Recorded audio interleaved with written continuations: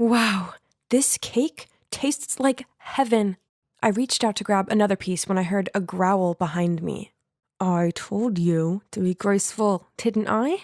Then, Mom pulled me over to greet this smartly dressed couple. Ugh, again. They looked me up and down, then said, I heard that you're a gifted pianist. We would love to hear you play. Huh? Piano? I'd never played it before in my life. Before I could say a word, Mom chimed in. Unfortunately, Phoebe's just sprained her wrist. Maybe next time. I looked at her confused. Why would she lie like that? Jeez. Mom, why did you say that I could play the piano? Ah, yes. I may have bragged to them that all of my adopted children are excellent. What can I say? All moms boasted about their kids, right? And yep, I'd grown up in an orphanage before Mom welcomed me into her family. This place is pretty grand, huh? I found it overwhelming at first, and ended up getting lost trying to find my room. Luckily, there are plenty of my adoptive sisters around to show me where to go. I do have 10 of them. Yep, you heard me right. 10. It was as if I had just moved from one orphanage to another, only no more orphaned.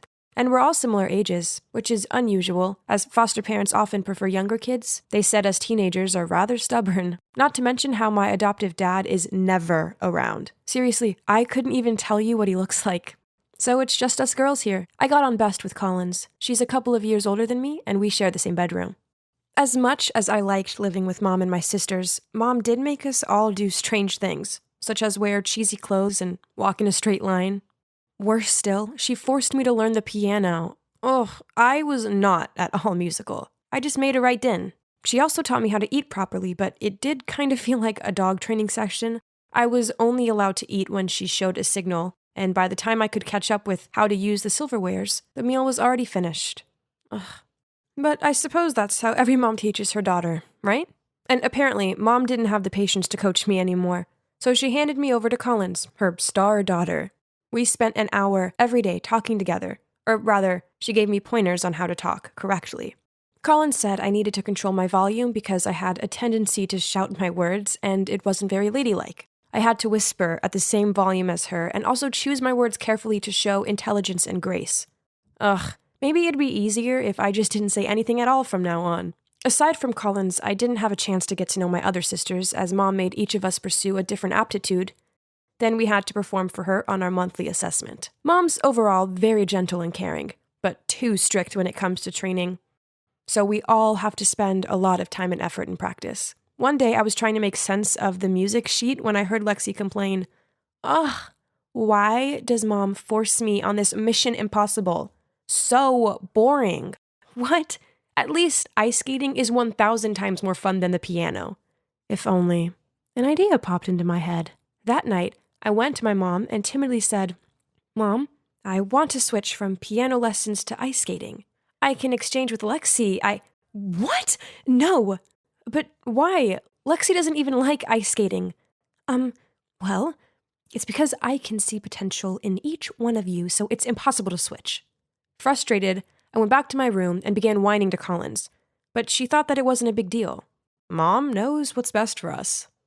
Well, that I'm not too sure about, yet we didn't even get to go to school. As Mom said, her homeschooling was enough.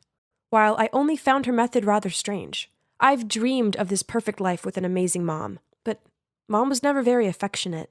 It didn't matter how much we studied or tried to perfect our chosen hobby. She never cuddled or praised us, not even Collins, who's the smartest girl here. I was desperate to impress Mom, so one time I spent ages making this Portuguese appetizer for her, but all she did was take one bite and say it was okay. I asked her if she didn't like me, but she just replied in a growl tone that she was helping us to have a high position in society and a bright life. But I don't need those things. I just wanted her to like me. This place is so stuffy, and the only time that I can actually breathe is when I'm on my Friday morning bread buying errand. Ugh. Then suddenly someone patted me on my shoulder, which startled me so much I dropped my stuff. Hey, it's really you. But is something wrong with you? Why the strange walk? The only thing I'm good at is buying bread, but now you've ruined it. See? Jet stooped down to pick it up for me. He was still as rude as ever, but I still found myself jealous of this free spirit off him. We used to be a perfect match at our orphanage, and quite embarrassing to admit, but I was very naughty back then, and often shoplifted with him. You could go steal some more. Remember our tricks? I have to tell you 3 things. Firstly, I've been adopted. Secondly, my adoptive family is wealthy. And finally, I'm being educated to be a noble lady, so no more stealing. That's ridiculous. I also have 3 things for you. I've been adopted too. My parents love me so much. Oh, and they're cops. We looked at each other and burst out laughing. So we were both caught, weren't we? Jet and I sat down on a nearby bench to catch up, and when I poured my heart out about my new family, he interrupted me. Sounds strange to me. Why would they only adopt teenage girls? And what are those training lessons and monthly evaluations for? Then, Jet insisted that he would investigate my adoptive family. That's silly. But anyway, it's fun to reunite with a friend, and we agreed to hang out every Friday after that. And here comes my first assessment. Of course, I couldn't even play a simple melody, so I had to study for 3 more hours every day. My sisters suffered even more. Kinsley was forced to abstain from food because she weighed 2 kilograms more than the standard. In contrast, Willow had to eat continuously at night in order to gain 5 kilograms. If it's to this extent, then it must have not been simply for the sake of the casual boasting of a mom, right? On the next Red Friday, I told Jet about last week's assessment. He firmly stated that there was a problem with my family. I don't think so, Jet. Mom just wants the best for us. Listen, Phoebe, I think she trained you guys on purpose. Each of you has to be good at a certain subject, just like the shopping orders. Orders? Don't go too far. You know Kobe beef? Cows are made to listen to music, given beer to drink, and massaged, but in the end, you know what the outcome is. Oh no. Is that what this is? Mom always said that she would give us the best life, as long as we worked hard. Were we being tested and stamped like those cows? One day, I came home to Collins excitedly packing her suitcase. Mom said she's taking me to a new school tomorrow. So Collins was leaving? But where? I'll miss you, sis. Text me when you get there? But days passed without a word from her. I asked Mom, and she said that Collins' hard work paid off, and she'd been accepted into a prestigious school, but they had a strict no phones rule. Huh, that sounded sus. So I told Jet, and he insisted I report the case. Another Friday, Jet and I met at a church near the bakery. Why did he choose this boring place? I was looking around when I saw a group of schoolgirls coming out of the church. They all wore the same dull uniform, had their hair neatly tied back in a bun, and all obediently lined up. Then there I saw her. Collins? I was about to rush over to greet her, but the glare of the woman accompanying her scared me off. This was not right. I'd got to ask Collins what was going on. So I grabbed Jet's arm and went after the group. But they got into a black car and sped away. Maybe they chose this church as a place for their transactions. Smart, huh? They put everyone in school uniforms so no one would suspect them. But seeing those faces, I'm sure they're about to be sent to the black market soon. Black market? The thought alone made me shudder. I had to save Collins. I couldn't let Mom get away with this. That night, I tiptoed downstairs to eavesdrop. Okay, I'll deliver her this weekend. Correct. She's 5'7". She can ice skate, cooking and painting. Of course, I have her trained as required. You won't be disappointed. So the deal goes as planned, okay? See you on Sunday. That's it. The next delivery was Lexi. I checked her room and saw her packing her stuff, a beam of innocent happiness on her face. I quickly texted Jet, and he immediately replied, "Just wait at home calmly. Don't act without thinking. I'll figure something out." That night, I couldn't sleep a wink. I was so terrified something terrible would happen to Lexi.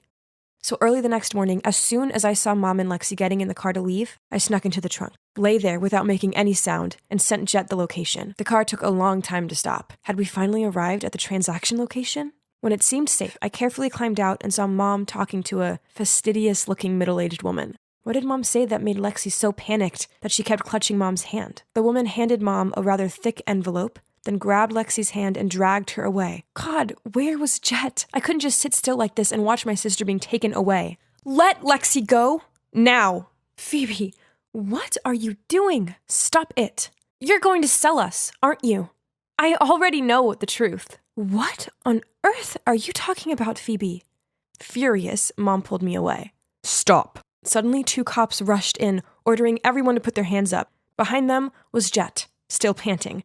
Turns out they were Jet's adoptive parents. Help me! Mom is trying to sell me and my sister. Seeing that, the other woman quickly explained, No, there must be a misunderstanding here. I'm just helping Gianna's daughter to enroll at my school. Bewildered, my eyes darted from Mom to the other woman and then to Jet. In the principal's office, I told everyone why I thought my mom was a human trafficker. They all gasped in surprise. I made you practice that hard just because I want you to get in here, the most prestigious all-girls school, so that you can have a better life. I don't want to go to this school anymore, Mom. She told me all about the harsh rules. This place is terrifying. You can't force your kids to do that. You adopted them, so you have to make them feel safe and loved. Miss Gianna, this is a prestigious school, and it doesn't need your scandal. You led me to believe that your daughters were naturally gifted, which now transpires is all lies. I won't accept any child from your family from now on. No, they're my children. They deserve the best.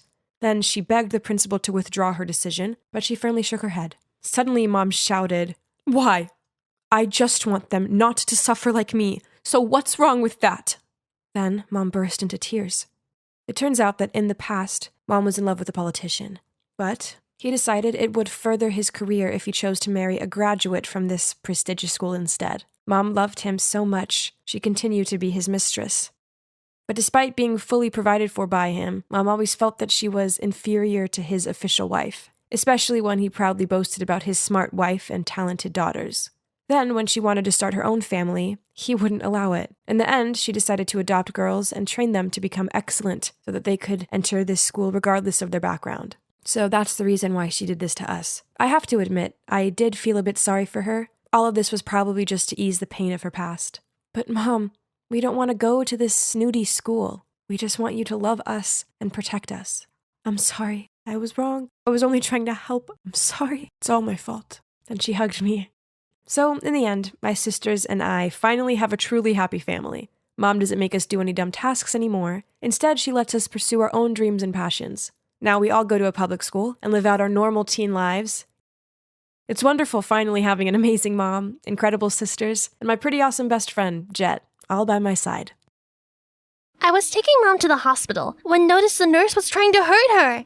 "Excuse me, miss, you're making a mistake. That syringe should go into the brachial artery. You're in the wrong location, and that's dangerous." Are you trying to tell me that I don't know how to do my job? I have been doing this job longer than you have been alive. "No, you're going to hurt my mother." Bummy, be quiet. Stop disrespecting and let the nurse do her job. No, don't touch her. What is going on here? Your nurse got the location of the brachial artery wrong, and I was trying to correct her, but she wouldn't listen. I'm sorry, she reads a lot of books and she is convinced she knows as much as a doctor. But she is correct, the nurse is wrong.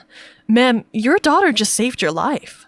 Hello, my name is Bummy from Nigeria, and I am just 15, but I'm already the world's youngest doctor. And today, I will tell you about my crazy adventure. Before that, please like and subscribe. It all started when I was little. My mom used to take me to the library where she worked and leave me to wander around. That's when I found my interest in medicine. By the time I was 6, I knew everything about the human body. But it only started to bloom when I met Dr. Jeff the other day. He told me I had a photographic memory and encouraged me to pursue medicine. While my classmates struggled to understand fractions, I had already figured out algebraic equations. School became boring, so after school, every day, I would go to Dr. Jeff's hospital, and he would let me observe everything and instruct me to perform some procedures from simple to more complex. Bummy, you've learned too fast. I hope someday you have a chance to spread your wings further, 'cause soon I'll have nothing else to teach you. Then, one day, I was sitting on the porch to finish my medical illustration when I noticed a group of foreigners approaching. Turns out they are American aid workers who would be staying in our neighborhood for a while with some humanitarian projects. Days after, they were carrying out an immunization exercise. Everything was going great when suddenly one of them fell to the ground. I ran to the scene as fast as I could to see him choking. Blood was nearly drained from his face. Without thinking further, I ran back into my house and grabbed my aid kit, but was blocked by some woman. Kid, go play somewhere else. Don't take up oxygen here. Someone's choking. Do you want me to help your friend or not? Upon that, I immediately dunked the Swiss knife in alcohol to sterilize them, made an incision, and then placed the straw as a temporary breathing tube. The man who was almost turning blue took his first breath.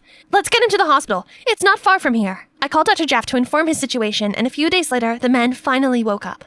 That night, someone knocked on my door, and I was surprised to see the woman that day. Hello, I'm Carol. Sorry to disturb you, but I came to talk about your daughter. I have traveled far and wide, but in my life, I have never met a genius like her. I think that an American education will do so much for her.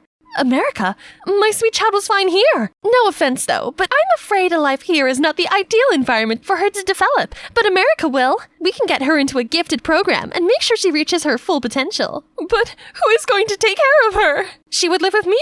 I promise I would take care of her like my own daughter. And the next time you see Bummy, she will have become the extraordinary doctor she was meant to be. What do you say, baby? I didn't like the idea of leaving my mom alone here, but that's when what Dr. Jaff said earlier echoed in my mind. Right, that might be a chance that he meant. Mom, I want to go. The goodbyes were quick, and I was on the plane heading to California with an eager heart toward the new land of dreams ahead. Welcome to America. Please feel at home. Oh God, my phone has been buzzing since they talked about you on Facebook. Hang on, I need to take this call. You must be Bummy, right? So you're the girl our mom can't shut up about. Hi, nice to meet you. Are not welcome here. What? Oh, great! You have met my kids, Camille and Ted. Welcome home, Mom. I made dinner. I hoped we could sit, and you can tell us all about your Oh, not today, sweet pea. A show wants an exclusive on you right now, Bummy. Now? But that means people are super excited about you. Come on, let's go. Then Carol took me somewhere else with a bunch of strangers holding some kind of lights that blinded my eyes. Suddenly, a man walked toward me. You're Bummy, right? Hi, I'm Martin. Can we start now? Start what? Without letting me catch up on what's going on, Carol already had me change into stiff clothes and pushed me into a chair opposite the man. Good morning, everyone. Our show today has a special guest, Bummy Alana, the youngest doctor from Nigeria. Or maybe the world. Bummy, why don't you start by telling us your first case? Hi. When I was 6, my friend was choking on a bone, so I performed the Heimlich maneuver, as I read it in a book before. And the show continued with loads of questions about me. I answered them all, but to be honest, I don't know why I was doing what here. I felt such a relief when it ended. But the next morning... Oh, there you are. Rise and shine, my little genius. We have a busy day today. I laid out your clothes, so get ready. We leave in 1 hour. I thought it was a one-time thing. It rather turned into my daily routine. I would be in a show after a show, sitting in front of cameras answering ridiculous questions. I felt like I was making a fool of myself. Carol, I'm tired of the cameras and the interviews. I came here to learn. Oh, darling, we want the same thing. A medical university you need to be at is expensive, and these interviews would help us get a sponsor soon, I believe. In the meantime, just focus on that and your study at school, okay? Yeah, I had to enroll at a public high school with her children. But high school here was weird. In Nigeria, I was supposed to be entering 11th grade. But now in America, I had to enroll in the 9th. It's like I was left behind. Not just that, Camille, Carol's daughter, seemed to not like me and was determined to make my life a living hell. She usually hid my textbooks or my shoes before school, making me search everywhere, and I ended up being late for school almost every day. Bummy, I don't think you appeared on TV shows that you can discard school regulations. Ugh, it's her, not me! And everything got worse. The people at school continued to undermine me and act like I was a dummy. Excuse me, sir, I got a C- even though I got all the questions right. Well, you didn't use the words from the textbook like I asked. But I'm correct. Shouldn't I be allowed to express my answers in my own words? Not in my class. Genius, they say. That day after school, I was home to find all of my clothes all torn apart. That's when I saw Camille smirk. You ruined my clothes! Next time, your clothes won't be the only damaged things if you stay here. Okay, fine. That's the last straw. It's time to teach her that I'm not an easy prey for her. I snuck into her room to mess with her makeup products. Let's see how you can decorate your face to school. But on the way out, I noticed her iPad. Wow, she had a channel herself. And what's this? Was it Carol and her children? What are you doing here? Startled, I accidentally dropped a sculpture on the floor. Oh God, my sculpture! Do you know what it is? I'm sorry, I didn't mean to. You're not making my life miserable enough? Then out of nowhere, Carol barged in. What are you doing? You silly child! Apologize to Bummy right now or you are grounded. Carol, no, it's my fault. She didn't. I'm sorry, Bummy. Then she ran out of her room, hands holding her face. I thought I saw her tears streaming down. What happened yesterday kept me tossing and turning the whole night.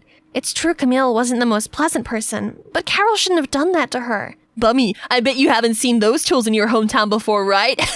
Haven't you? So you're not ready to dissect a rat yet. Just watch others first. Whatever. I came here for new challenges, but all I got was mocking and belittling. Hey, are you alright? I raised my head to see Ted. Is this because of the biology class? Nah, I couldn't care less about them. They just can't accept a new kid more brilliant than they are. If it's not, so what troubles you? Why your sister hates me so much? She doesn't. She hates that you are everything she is not. Do you know that this is the longest time our mother has been around us since our father left? But in fact, she wasn't here for us. Then he told us how Carol was always traveling, leaving him and Camille alone, and it surely caused a deep hole in her children, especially Camille. That's why she acted like that to me. Actually, that sculpture was the one Mom brought us when she went to Disneyland years ago. Camille treasured it the most. My heart broke for them, for Camille. I understood her pain, and deep down I know I needed to do something to help fix this relationship. I came up with the idea of inviting Ted and Camille to go along with me to our shows so that they could spend more time with their mother. Seeing them happy together, it warmed my heart to know family will always be family, no matter what. Soon Ted and I became closer. I didn't know he had quite a craftsmanship with his sculptures. And you know what? Recently Camille seemed to be super nice towards me. We might make good friends in the near future, right? Then, one night, while we were having dinner, Carol broke an exciting news to me. Bummy, congratulations! Some sponsor sent your application to a top medical school! Good job, Bummy! I haven't been this proud before, my child! Finally, I was a step closer to my dream! A few days later, I was preparing for my interview when I heard Carol screamed. What's wrong? You got a C- in biology? Someone mailed the sponsor a copy of your test, and now they are uninterested. They don't believe that you're a genius with this low score. Oh, my hard work is gone. Who did this? Ted and I looked at Camille at the same time. She was biting her nails nervously and sweating. So Camille did it to me? After everything happened? Camille, why? Cause Mom always loved her than us. What? It's okay. It's good that it happened. I was going to reject it anyway. What? I'm very thankful for your kindness all this time, but I couldn't live on your help any longer. But Carol, there's a bigger problem here. You have been so buried in what could happen in the future to other kids, while you have ignored the present. You've ignored your kids. You have been looking in the wrong places for extraordinary kids. Did you know Camille has a YouTube channel with over 10,000 followers? Did you know that Ted is incredible with woodwork? He has a sculpture of you that he carries around, hoping for a day he can give it to you. They need you, really need you, more than me or any kids need you. So where would you go? I just got admitted into a special program at the Johns Hopkins University. I was going to tell you tonight. Actually, I was preparing for the interview with them. Oh my, you're stronger than I thought. Can I see it? The sculpture of me, I mean. It's so beautiful. I'm so sorry, guys. I wanted to be someone significant. I wanted to be a big deal, but there is no bigger deal than being your mom. I'm sorry. I'm going to make it up to you. Bummy, I'm so sorry. I was angry and didn't think enough. I am so sorry. And thank you for everything you did to us. I know it's hard for you to forgive me, but I forgive you. The car was eerily silent as the taxi drove me to the interview. I read my acceptance letter over and over during the trip. I earned it by my hard work, and I was determined to reach my dreams by my own effort. Finally, I could come to the place where people saw my true potential and attempted to help me reach my fullest. And here I was, ready to hold my dream medical degree. Our school has never witnessed a prodigious student like Bummy Alana. Only in 1 year, she has not only finished her course, but also contributed greatly to endoscopy surgery of the U.S. with her new discovery. Thank you, Mr. Adams. First, I couldn't find enough words to tell how glad I am for all the opportunities America has given me. The dean offered me a position here at the university. I am grateful, but I had to reject it. The woman who first took me to America thought she was saving me, but she never realized I was where I needed to be. My home, where I was much needed than here. So, I'm going back home to my family in Nigeria, and I hope to use all my knowledge to help my community. But whenever America needs me, I'll always be here to offer my humble help.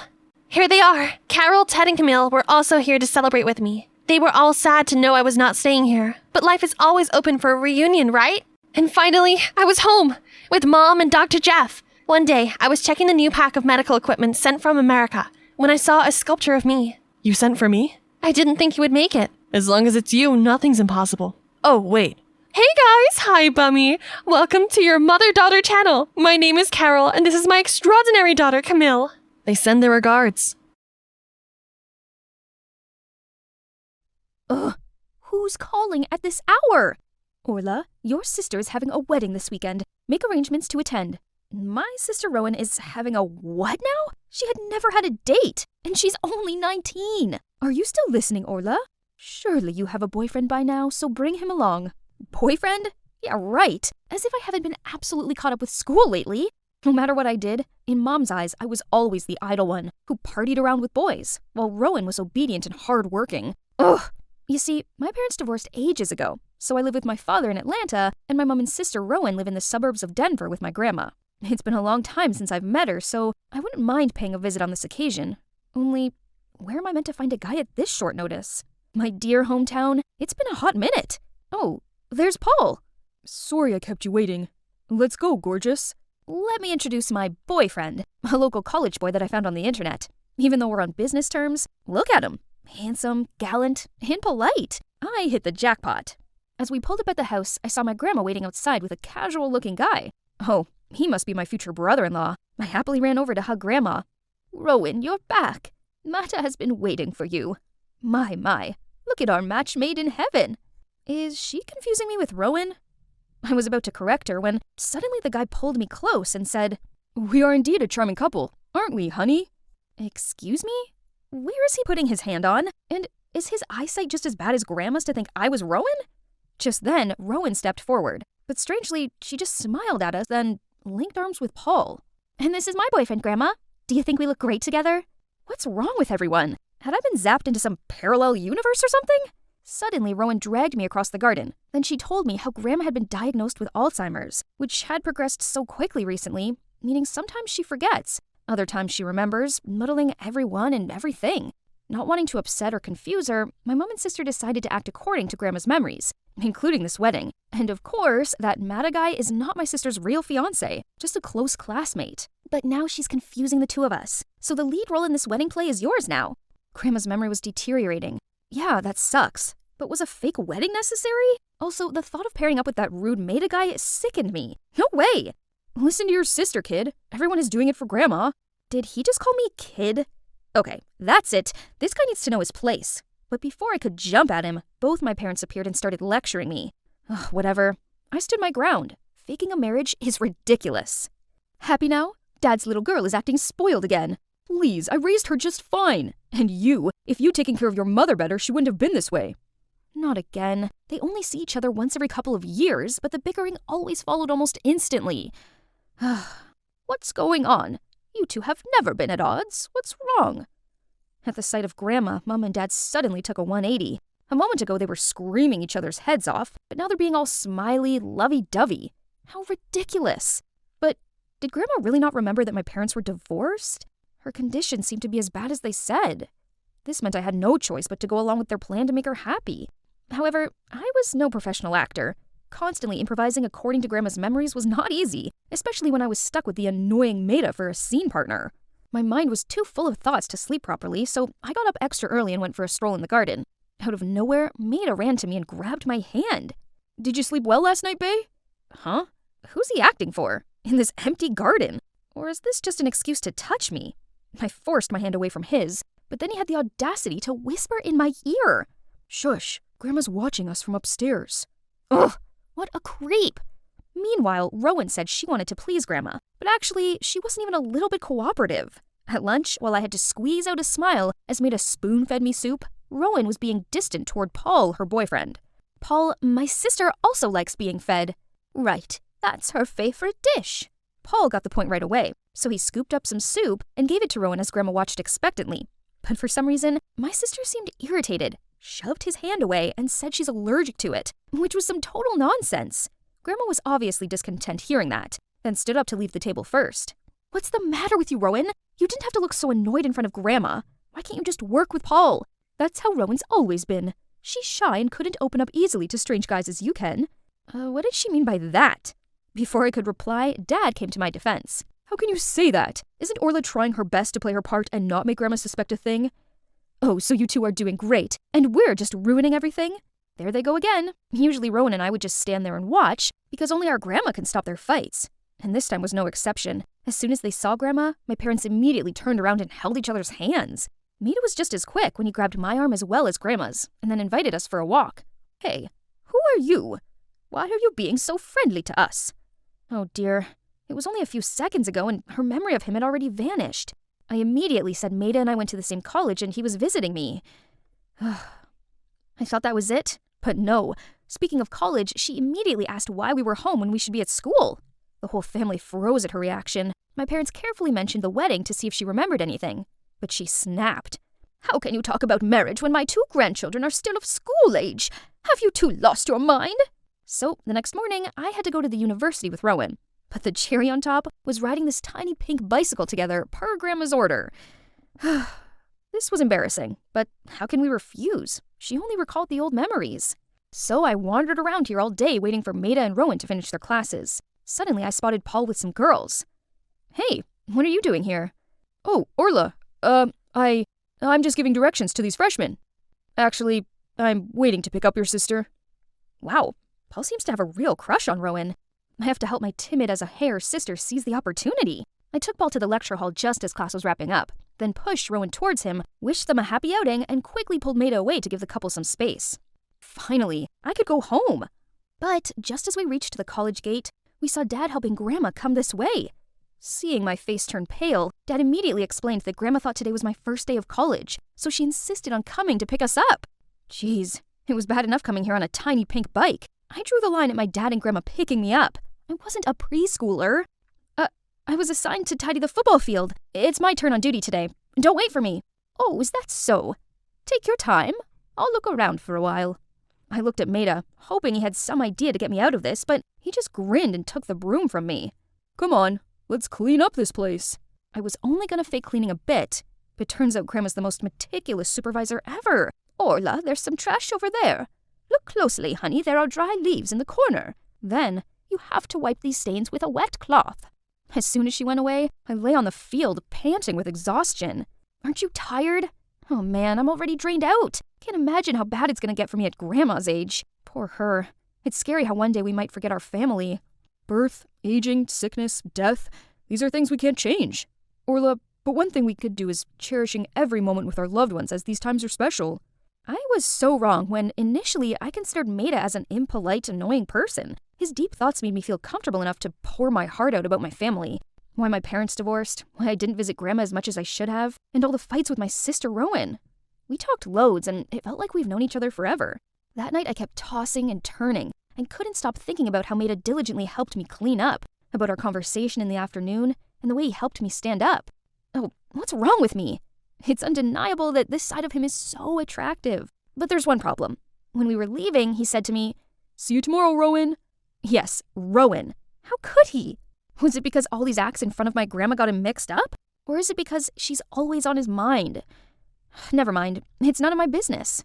The next day I was sick of strolling around the campus, so I went to class with Rowan and Maida. Rowan's right, they seemed really close. During the lesson, both of them listened attentively to the lecturer, then turned to discuss with each other. Maida also patiently explained the part Rowan didn't understand to her. Hey, what are we gonna have for lunch? What's good in the canteen? You will take this course next year too, so focus. And then they got back to their discussion, as if I was invisible. Ugh, how frustrating. Hey, are you jealous? Don't be, we're just friends. Why did she say that? Jealous? That's absurd. Still sulking?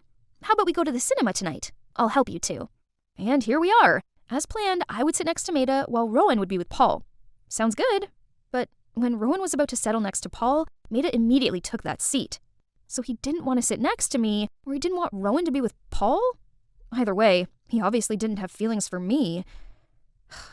As soon as the movie ended, I rushed out of there, just to catch some familiar sight of Grandma and Dad again. She started nagging and insisted on escorting me home. Why are you still out here at this hour, Rowan? There was a lot to prepare for the wedding. Now the wedding's back on? Oh dear, you two. A groom-to-be shouldn't be playing around like this. Paul? Why don't you pair me with Maida like before, Grandma? After all, we were back to our former partners. I'm with Paul and Maida with Rowan. Well, it's just a fake wedding, so it doesn't matter who I was marrying to, right? But what was this uneasy feeling? And then, it's like Grandma had telepathy to hear my wish. Right before the ceremony started, her memory suddenly reset. What are you doing sitting here? It's time. Get up there. She dragged Maida to the altar and told the best man Paul to step aside. Oh, how cute. And everything after that was like a dream. I walked down the aisle. Maida gently looked at me and sincerely made the vow. His acting was flawless, while I was buzzing with nerves. Sensing this, he gently held my hands to calm me down. I do. The crowd burst into applause, and among them I spotted Grandma's joyful face. Despite the exciting moment, I didn't let myself forget another important mission, which was helping my big sister to get a boyfriend. So I threw the bouquet to Rowan and winked at Paul. But weirdly, she didn't seem happy about this. That evening, after all the guests left, I went to look for Maida. To be honest, I really wanted to know if he felt the same as me. Here he was, but why did he look so agitated? I was about to call him, when out of the blue he bolted to punch Paul, repeatedly. You jerk, stay away from Rowan, got it? What's going on? They're fighting because of Rowan? So Maida really was pretending at the ceremony? He liked Rowan, not me. Didn't you say you're just friends with Maida? What's all this? Friends don't get jealous when someone else is flirting with you. Orla, it's not what you think. Knew it. She thought she could fool me again? I turned around and was about to chase after Paul to check on him, but someone's hand grabbed mine. It was Maida. Paul is not as kind as you think he is. Turned out the reason why Rowan was awkward around Paul was because he always tried to touch her. Not to mention girls on social media were calling him out for taking advantage of them and cheating on them. Both Maida and Rowan knew it all, but they tried to put up with it through the wedding. However, he kept crossing the line, so today Maida decided to teach him a lesson. So how I acted at the movies that day and just now was to protect my friend, not because I'm jealous. I didn't know he did so much for my family. Orla, how come you're here? Isn't it still the school year? And also, your parents are so weird. When did they make up with each other? Oh, she called me by my name. She even questioned who Maida was. Her memory seems to be perfectly back. Thinking our grandma had recovered, Rowan quickly called our parents. We were over the moon thinking a miracle had happened. But then, the doctor crushed our newfound joy, saying it was a phenomenon called terminal lucidity, meaning our grandma didn't have much time left. None of us wanted to believe it, but there was nothing else we could do but make the most out of the precious little time we had left with her. I also decided to put college on hold to live with Grandma during her last days. Each morning, we would go for a walk together as I listened to her stories of the old days, and then share with her some of my fondest memories. Mom and Dad still bicker and then make up. Some things never change. But Rowan and I are getting along much better. Turns out we have more in common than we realized. And Maida, he still comes over to visit Grandma. Then one day, Maida was saying goodbye to me when Grandma suddenly shouted out loud, "Where do you think you're going? Still got loads to prepare? You think the wedding is a joke or something?" Wedding again? We froze and looked at each other till Grandma yelled at us a second time. But this round, maybe Maida and I wouldn't need to act anymore. Because when I asked him if he was ready to take a vow again, he replied, "Of course, Orla. I'm always ready to say those words to you every day." Not every day a girl outside the aerospace community like me could attend this creative science festival thingy, but here I was, all thanks to my genius boyfriend Mike, who just got accepted into MIT's aerospace engineering program. This is all really interesting. So great that Mike brought me here. Hey, you ruined my project. Who are you? Sorry, I'm Mike's... Mike? I can't believe he's talking to another girl when his girlfriend is in trouble here. The girl followed Mike and immediately fixed the model I just broke. Such an unfortunate brain behind her flashy clothes. Shh, keep it down. She's Mike's girlfriend. Really? Our valedictorian is into airheads? Huh? I thought Mike and Liana were a thing. Liana, the pretty girl who just fixed a freaking spacecraft model in a split second, is being paired with my boyfriend? I'm Chloe, by the way. Sorry, I didn't introduce myself sooner. I just, never felt so self-conscious before. Mike and I have been together since high school. Back then, I was popular and had many boys chasing me. Everyone seemed amazed that a girl like me was with a nerd like him. But now, Mike's already an intern at NASA despite being only a freshman. Looks like he's a celebrity among his peers. And I was just his brainless girlfriend. For the first time ever, I felt like I had no place being such an elite student's girlfriend.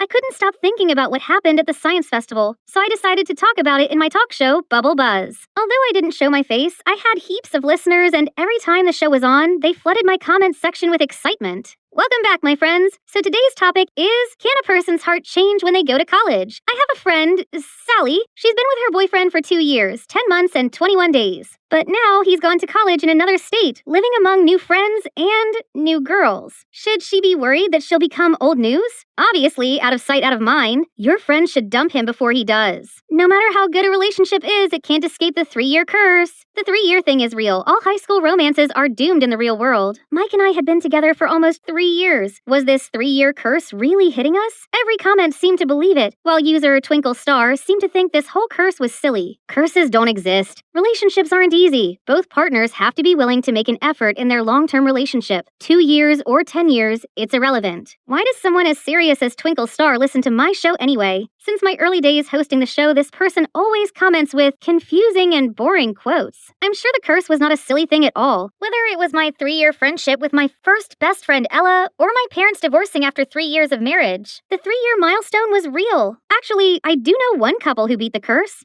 They're my grandparents. Grandpa's rather a cold and reserved person who only had eyes for his wife. So I asked Grandma what the secret to their successful relationship was. First, be grateful for your partner and not take love for granted. Second, know him better than you know yourself. Third, learn to forgive and apologize. Was that it? That wasn't exactly helpful. Our relationship was in a life or death situation, and I needed to really do something. Right that moment, someone appeared in the kitchen, and I couldn't believe it. My sister Mindy. I hadn't seen her in ages since she moved out with Dad. I explained my fears to Mindy, and she seemed to understand exactly why I was so concerned. Don't worry, sis. I'll stay here for a while so I can help you two overcome this curse and reignite your passion. First of all, as Mike's the biggest nerd I know, you need to appear more academic. Taking Mindy's advice, I gave myself this academia aesthetic, then went to see Mike at the amusement park. Oh look, there he is. Huh? Chloe? You look different. Since when did you wear glasses? I've, always worn them, Mike. You must not have noticed. I stayed up late last night to watch a physics documentary. Now it's time to impress Mike with my knowledge about how water fountains actually work without electricity and run solely on gravity. How the fat in ice cream impacts the freezing point, and I could taste the fat droplets, and how G-force and inertia were taken into account when mechanics made roller coasters for the thrill. But he didn't seem impressed at all. Chloe, you're not yourself today. Are you okay? I'm not okay. I've been wiggling my foot at you for ages, but you never noticed my undone laces. You didn't let me try your ice cream first, as you always do, and you didn't notice the effort I put into learning all this sciencey stuff for you. I'm sorry. I have this big project on my mind, and... Mike Jenkins, you've changed. The Mike I know and love was attentive and wouldn't let me walk around with untied shoes. You don't love me anymore. It all got too much for me, so I hurried off. Well, as quickly as I could with my shoelaces flailing. As soon as I got home, I phoned Mindy and told her everything. I was so lucky to have my big sis. OMG, he did what? It sounds like he just doesn't care about you anymore. Do you think? Maybe he was just... No, if he cared, he would have come after you. Instead, he let you walk on dangerous sneakers. Mindy was right. Mike grew cold on me. This 3-year curse was real. Now what should I do? There's only one thing. You'll have to test him.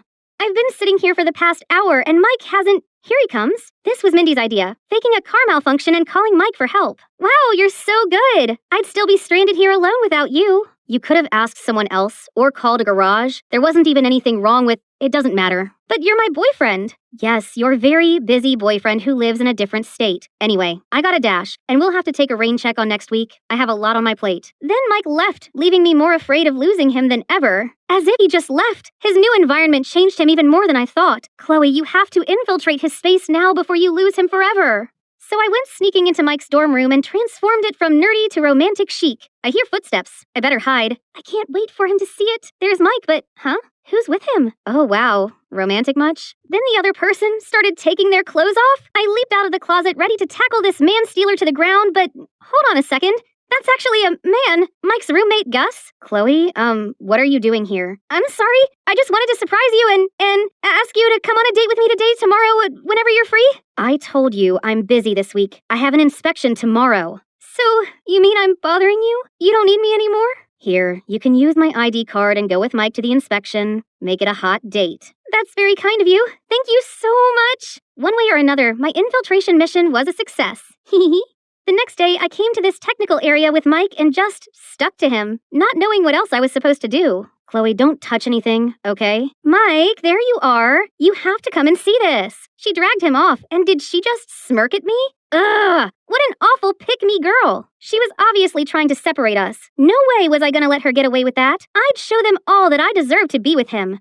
While Liana's by herself walking around with a VR headset, I came to tell her to keep her hands off my boyfriend. Oh, there you are. Stay away from Mike. Little do you know that he has a girlfriend. You're just a clingy airhead that he's too polite to break up with. I'm the perfect girl for him, not you. I'm the most influential radio host on social media, and a third wheel like you call me an airhead? I'll make sure everyone knows what a horrible person you are. Really, so scary. As if I'll be worried about those pathetic gossip girls. How dare she? I pushed her, and suddenly, smash! Her headset broke into pieces on the floor. Oh no, Mike told me not to touch anything. What are you doing here? What happened? I'm so sorry, Chloe. I know that you're not okay with this whole thing, but I'm Mike's teammate, and we have to interact a lot. Nothing is going on between us. You're overreacting. Then she ran away in tears like she wasn't at fault. She's lying. I didn't say that. She said she wants. Chloe, enough. I'm too busy to worry about what chaos you're gonna cause next. I think we should take a break. He took the ID pass off me, leaving me feeling like my whole world had crumbled.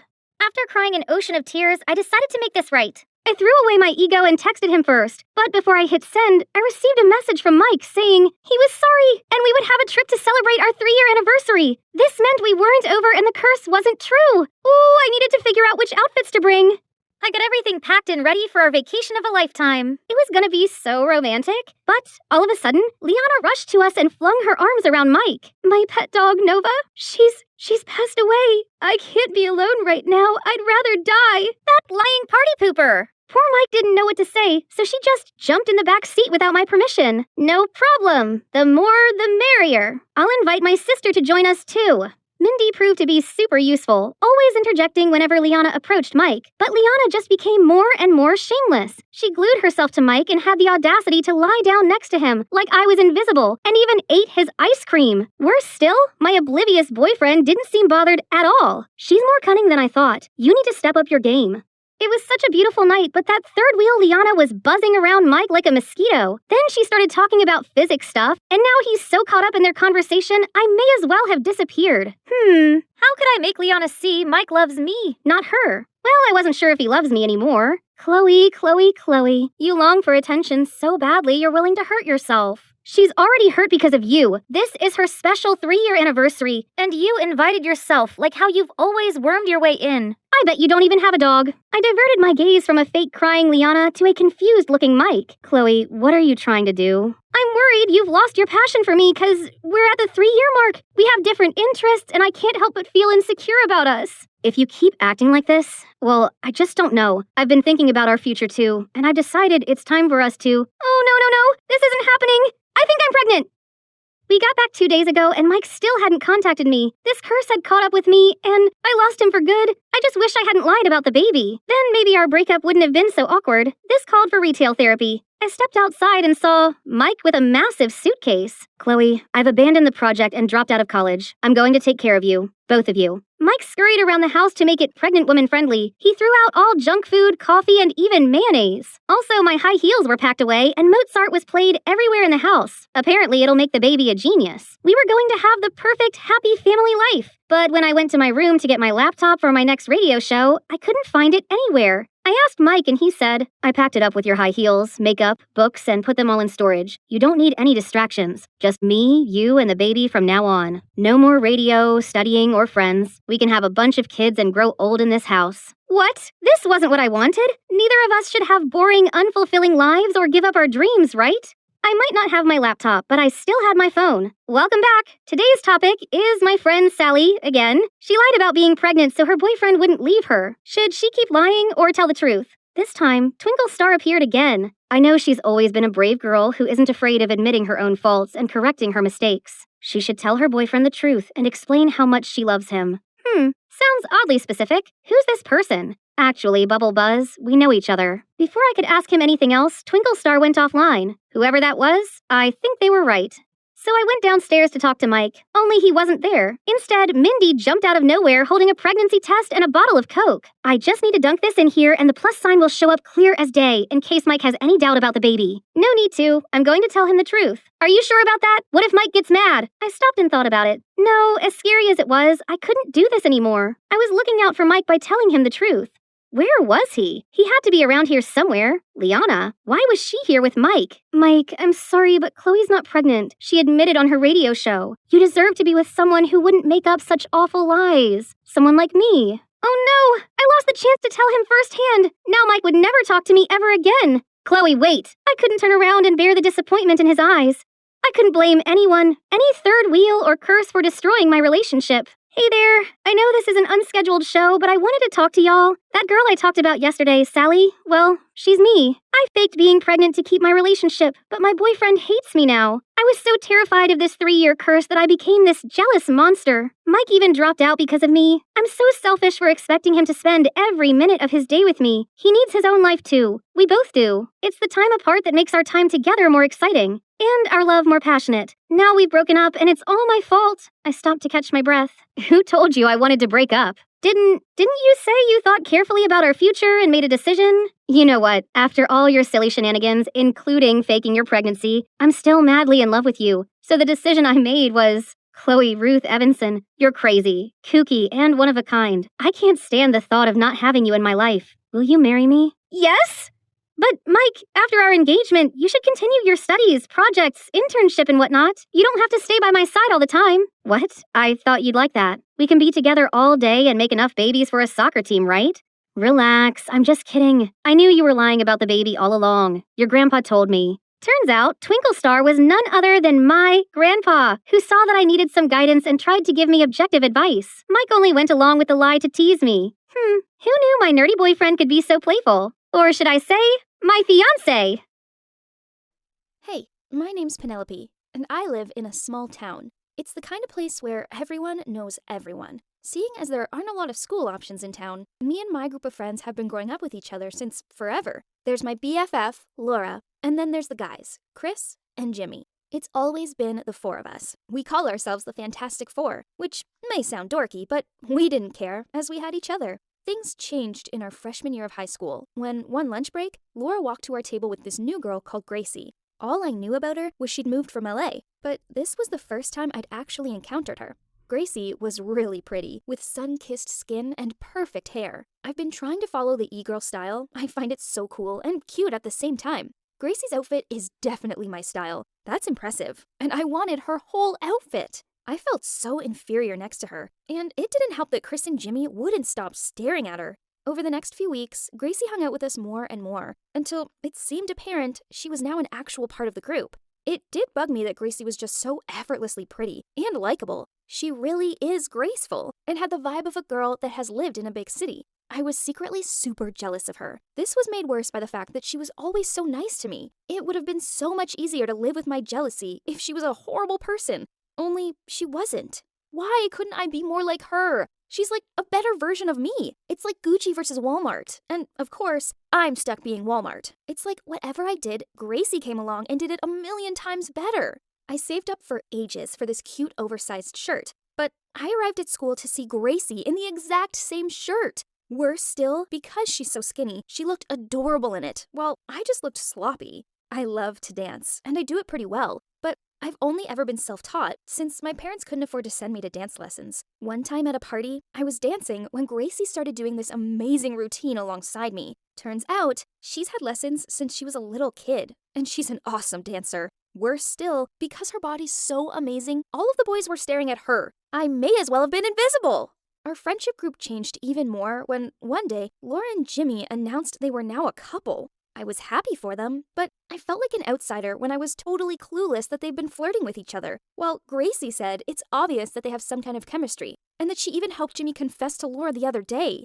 I felt so upset. I used to be the alpha of the group. Anytime they had any problem, they would talk to me and I'd help them out. I was like Dr. Phil in our team. What happened? Laura and Jimmy stopped hanging out with the rest of the group as much, and only me, Grace, and Chris were left. I'd always had this secret crush on Chris. It's nothing serious, but I always thought that one day we'd end up together. Then, Gracie appeared and changed everything. I couldn't compete with her, so I didn't even bother trying. I watched with distress as she seemed to grow closer to Chris. My group was falling apart, and Gracie was the cause. I resented her so much. She'd come along with her pretty e-girl look and nice-as-pie personality and ruined everything. I slowly drifted more apart from them and hung out with some troublemakers in senior year. They smoked, skipped classes, broke rules, painted graffiti on school property, and so on. It wasn't really my style, but I guess my loneliness had led me to find the wrong kind of friends. One time, Gracie caught me walking alone at school during lunch break, and she asked why I hadn't been around as much lately. I told her I'd been hanging around with some cool seniors, and I asked her if she wanted to join us. I didn't expect her to say yes, but she did. This annoyed me. Was she planning on stealing this group of friends too?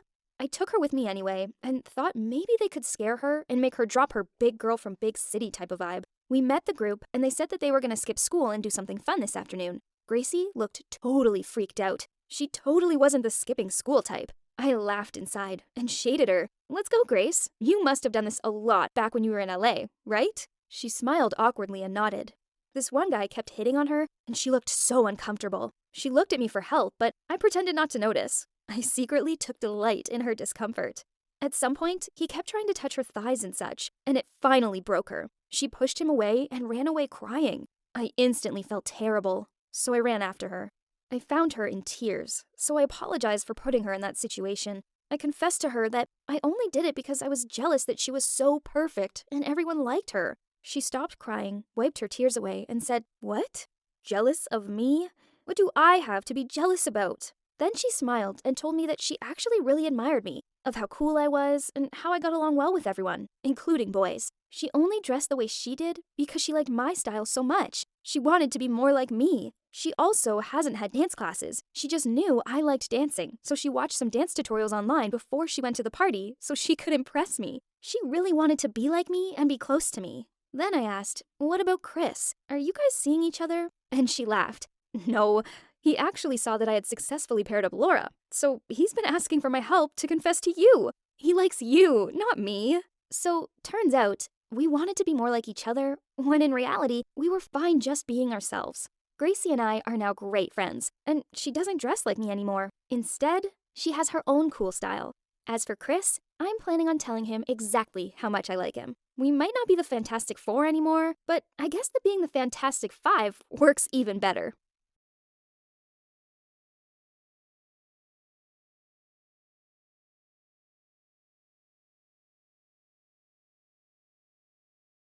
I couldn't believe I was doing this. Stealing? No. Borrowing $1 million horse since my entire future depended on it.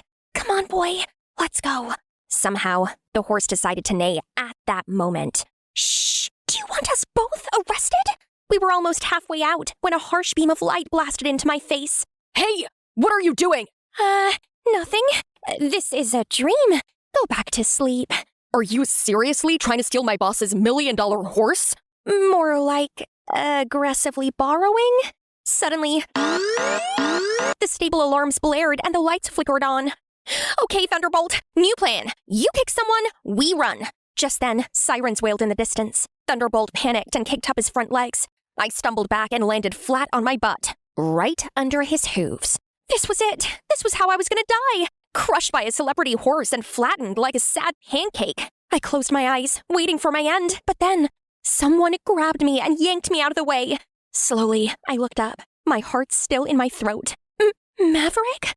Hi, I'm Sky, and this moment right here turned my entire world upside down. But to really understand what's going on, let's start from the beginning. I grew up with a content creator mom who filmed everything, but somehow never had time to help me with homework. Not that I cared. I hated homework anyway. I just copied off Cody, my genius best friend, and the cute boy next door. He was my hype man, my partner in crime, and when we weren't dodging school drama or surviving mom's meltdowns, we hung out at the local ranch where I rode horse, while he snapped pics for his blog. By the time I was 17, I was obsessed with horse racing. I dreamt of going pro one day, but Mom kept ruining everything. Ugh, I can't believe she posted another Get Ready With Me TikTok in my boots. Easy, calm down before you ignite the hay bales. Now smile and give me that future champion look. Yes, perfect. Oh, no. What? Do I have horse snot on my face again? Worse, you've got Mom at 3 o'clock. And there she was, wearing a sequined cowboy outfit, straddling a stack of hay bales like she was auditioning for Real Housewives of the Rodeo while her glam team kept the cameras flashing. Mom! What on earth are you doing? It's called content, darling. And this lighting is to die for. Of all the places you chose here, you just have to make this about you again. I'm supposed to be training, not dodging your glam squad and their ring lights. Oh, please, Sky, you're not even that good at racing anyway. Oh, she did not. I needed out. Out of her shadow, her nonsense, the whole glitter-infested circus. So I ran. No saddle, no helmet, no hesitation. Sky, don't! That's a bad idea! But it was too late. The horse was already fully locked in and ready to rocket me to another planet. I didn't care where I was going, just anywhere away from Mom. I rode into the woods, got scratched by every angry branch. Then my horse spooked at a creek and decided to toss me in it. So there I was, soaked and lying flat on my back. When I heard it, hooves. Then I suddenly heard a horse's neigh from afar. I looked up, and boom. A stunning black stallion and a man straight out of a perfume ad. Either I had a concussion, or I was being rescued by a real-life cowboy. He swung off his horse like a movie hero and walked right into the creek to lift me out. You always ride like you've got a death wish? Do I know you? Something about him was familiar. Probably. I'm Maverick, and this is Thunderbolt. No way! The Maverick? The Thunderbolt? Horse racing legends! Actual icons. They had more trophies than my mom had face serums. What were they doing in my dusty little world? As we walked back toward the ranch, I tried not to hyperventilate like a total fangirl. Okay, wow. You're Maverick. And I'm Sky. This is Buttercup. She hates water and authority. Also, I'm a huge fan. What are you doing in my town? Wow, you talk a lot. Adrenaline and admiration. Mostly adrenaline. I'm helping organize the Dust Valley Classic. It's a regional qualifier for the Nationals. Wait, that's happening here? At this ranch? Yep, next month. Top riders, big money. Are you thinking of entering? I mean, yeah, eventually. I've been training for years, but I didn't think something this huge would ever land here. Well, it's here now, and judging by today, you've got guts. Now all you need is control. I couldn't believe it. A major competition, organized by Maverick.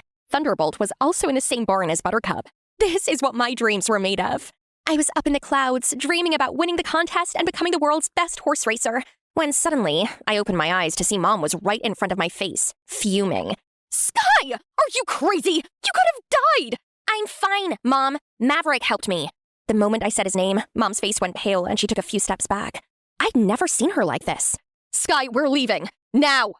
But he literally saved me, and he's— I don't care. Let's go. She dragged me to her car despite all my protest. I tried questioning her on the way home, but she ignored me. Clearly, she was hiding something between her and Maverick. So naturally, I started digging. That night, I went down a Maverick rabbit hole. I watched every race, every interview, anything I could find. But hours later, I still hadn't found any connection to my mom. Not ready to give up, I called Cody and asked for his help. He was a genius, after all. Sure enough, the next day in class, Cody dropped a total bombshell. Sky, I need to show you something. He pulled out his phone and handed it to me. On the screen was a photo of Maverick holding a baby next to my mom. My stomach dropped. Shut the front door! Wait, where did you even get this? Doesn't matter. Focus, Sky. You know what this means, right? Oh, I knew. My mind was going to explode any second now. Yeah, Maverick might be my dad! Cody, you beautiful, crazy genius! Thank you! I flung my arms around him without thinking. And sure, we've hugged like a million times before, but this one felt different. It was warm, weird, and my heart, it was doing that flip thing. So, what now? I don't know yet, but this has to be why Mom was acting so strange that day. I need to get the real story first. And that's how it all began. I started going to the ranch every day. Half for horse training, half for Operation Is Maverick My Dad? And let's just say, we got along really quickly.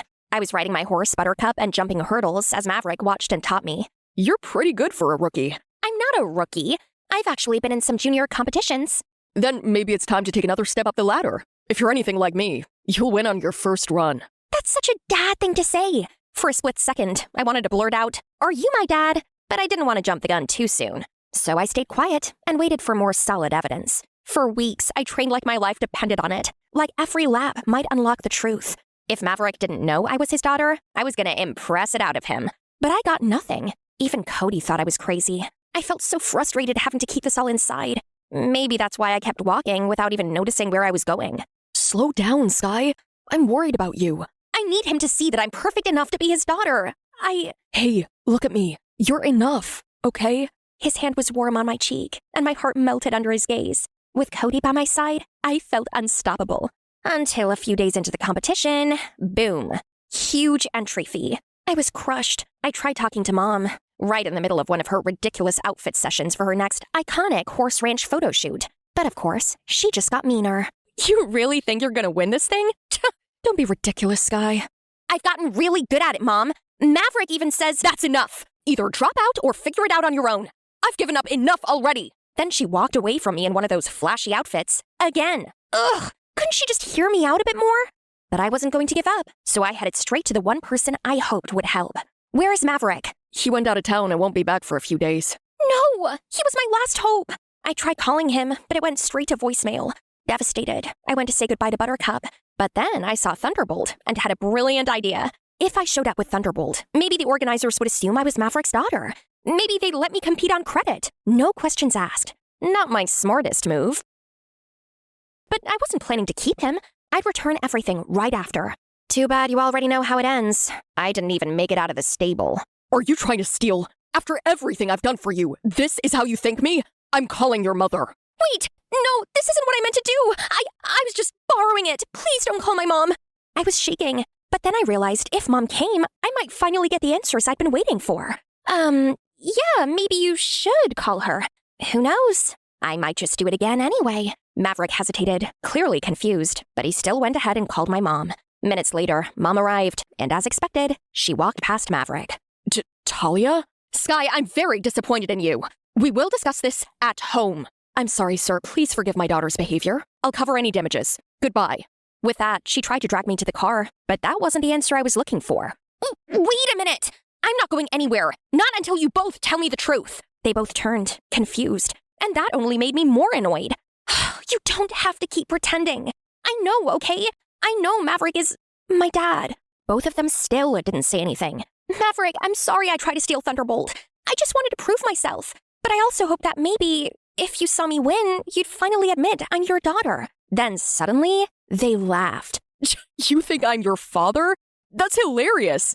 I have proof. I showed them the photo from Cody's search, and that's when they looked at each other and realized I was serious. Sky, let's take this outside. We stepped outside. My heart was pounding. And then, she dropped it. Sky, Maverick is not your father, and I'm not your mother. I'm actually your sister. Wait, what? I froze, hoping I'd misheard her. Maybe she said something like that, but nope. She kept going. Our parents died in a car crash when you were a baby. I was 17, barely an adult, but I couldn't let anyone take you, so I lied. I signed papers, moved us away, became mom, and then I stayed that way because I didn't know how to undo it. But Maverick was my high school sweetheart. When our parents died, he was ready to help me raise you, but he was about to go pro, and I knew raising a child would take up all his time, all his focus. He wouldn't stand a chance at that life if he stayed with me. So I made the hardest choice of my life. I left, without telling him. That photo, it was taken the last day we were together. So that's why you never let me ride? Because you didn't want to run into Maverick? It wasn't fair to you, but yes. My head was spinning. I'd spent my life calling her a bad mom, while she gave up everything for me. Overwhelmed, I ran. I curled up on the old couch in the treehouse for hours. But of course, Cody found me. He didn't say anything when he climbed up, just sat beside me in silence and let me cry it out. Then I told him everything. Wow, that's a lot. I feel so humiliated. Maverick must think I'm stupid. And Talia. I've been so hard on her and I didn't even know the truth. Hey, you're not stupid. Got it? You just wanted answers. And now that you have them, maybe it's a good thing. I leaned my head on his shoulder, and somewhere between the weight of it all and the warmth of being seen, I fell asleep. Next thing I knew, a sharp neigh jolted me awake. I sat up, rubbing my eyes, and blinked. There, right below the treehouse, stood Maverick and Talia, and with them were Thunderbolt and Buttercup. What? Sky, I know we have a lot to discuss, but right now, you've got a competition to win. So, let's go. I still had so many questions. Like, how had she agreed to this? But all that could wait, because she was right. I had a competition to win. Everything happened fast after that. Turns out, Talia and Maverick had talked things through, and it seemed like he had forgiven me for what I did. In fact, he had already registered me as his protege, before I even tried to borrow Thunderbolt. The moment I mounted Buttercup, the noise faded. The doubts disappeared. It was just us and the track. A few minutes later, I crossed the finish line to the sound of the crowd exploding. Cody snapping a million photos, Talia and Maverick cheering in the stands. After the trophy ceremony, I was brushing Buttercup when Talia appeared quietly in the doorway. You were incredible out there, Sky. I'm so proud of you. Thanks, Talia. It feels strange hearing you call me that. Before I could reply, she hugged me. I'm sorry, Sky. I know I wasn't perfect, but all I ever wanted was to raise you like an actual mother. I'm sorry, too. You did your best. I'm sorry for judging you. Things changed after that. Talia and I started being honest with each other. She and Maverick slowly started rebuilding their relationship. So who knows what the future holds for them? As for Cody, well, he filled a new school magazine with photos of me from the competition, and he's still the best boyfriend ever. And me? I'm still competing and still winning. Another day at the beach with wild waves and cool breeze. My usual self would have had a blast surfing all day, but my mind was elsewhere entirely. I didn't even realize a huge wave was coming my way until I was knocked down. Oh! Help! What could have distracted me so badly? Let me tell you. But before that, please like and subscribe. I'm Moana, a certified surfing enthusiast. My mom sent me away to live in Miami with my uncle and aunt 6 years ago. Honestly, this has been such a dream come true because I got to be at the beach and surf all day long. My uncle was a rich, successful businessman. Though he's always traveling for work, he still made sure I knew how much he loved me. My aunt, on the other hand, was, well, unpredictable. One moment she'd be the most caring person on earth. The next second, she could instantly flip on me for just spilling water. Moana, did you bring your muddy shoes to the rug? Look, it's ruined now. Already texted Uncle to buy a new luxury rug in your favorite color. Chill. What? No, I thought I could use the chance to go shopping myself. Oh my, what could I say? My uncle was usually all sweet until he started showing his overprotective side. But I couldn't care less, because I had all 100% of my attention zoned in on my dream of becoming like my surfing champion idol, Caitlin Mars. I was sure nothing could stand in my way. But soon, my uncle's hated trait turned against that. My uncle was rarely ever home, so he'd never seen me surf. One evening, he took my aunt and me to the beach. I thought it'd be the perfect time to surprise him with my lifelong passion. Are you sure? The waves look monstrous. The waves are perfect. You just don't know about the champion I'm to become.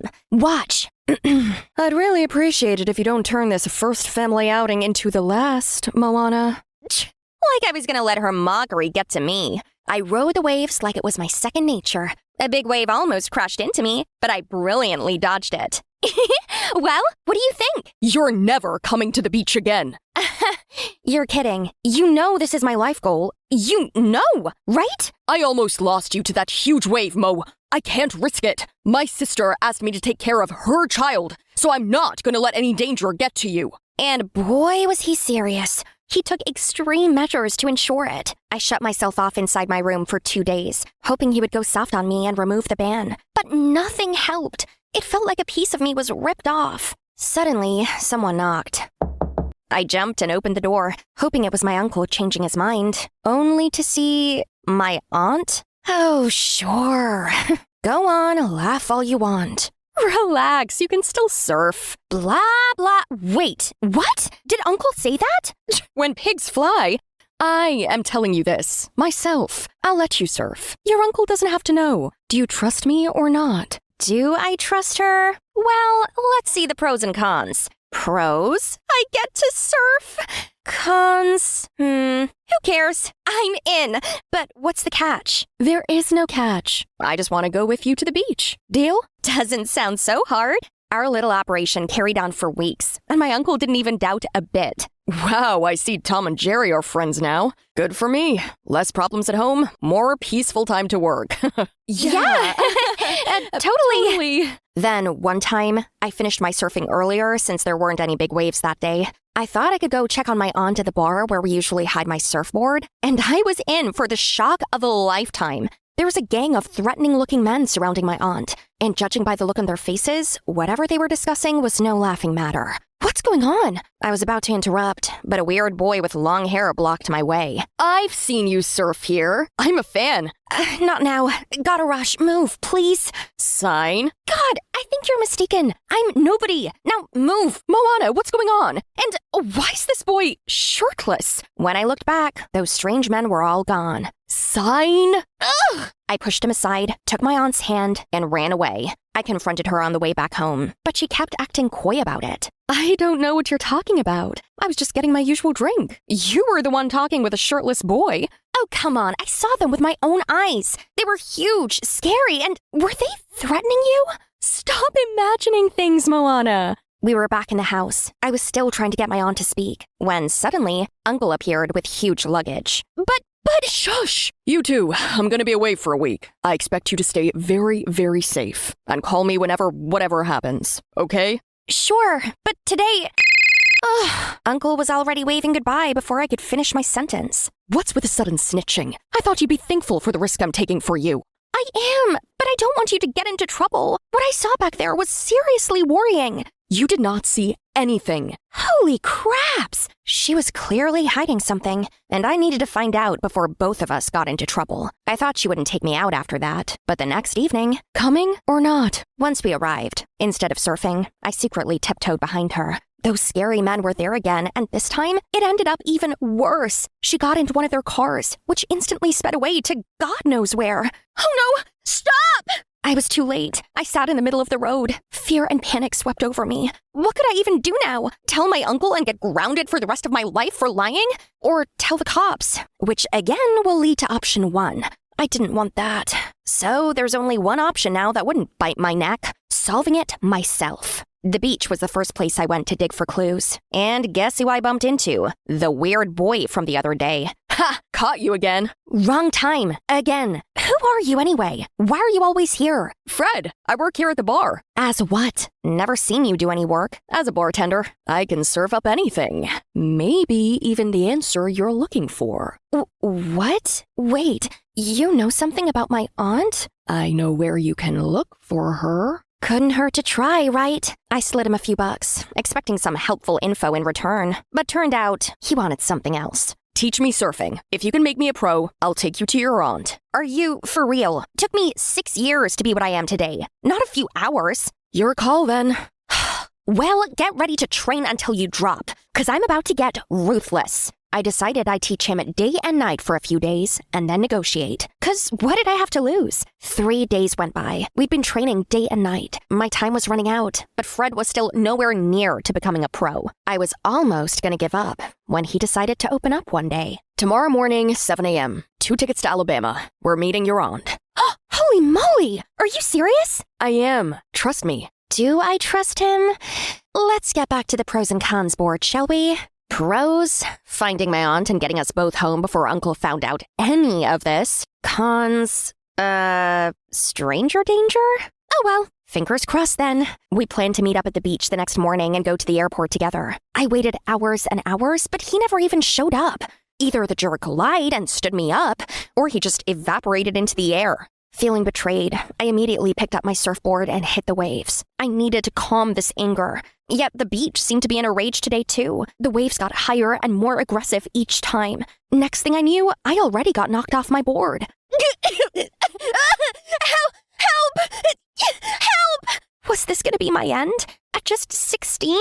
Then came a hand, out of nowhere, pulling me to the surface. My eyes were blurred, and I couldn't see who it was until I got to the shore. And when I did, my world shook for a moment. It was the Caitlin Mars. Yep, my surfing idol. For real life. Whoa!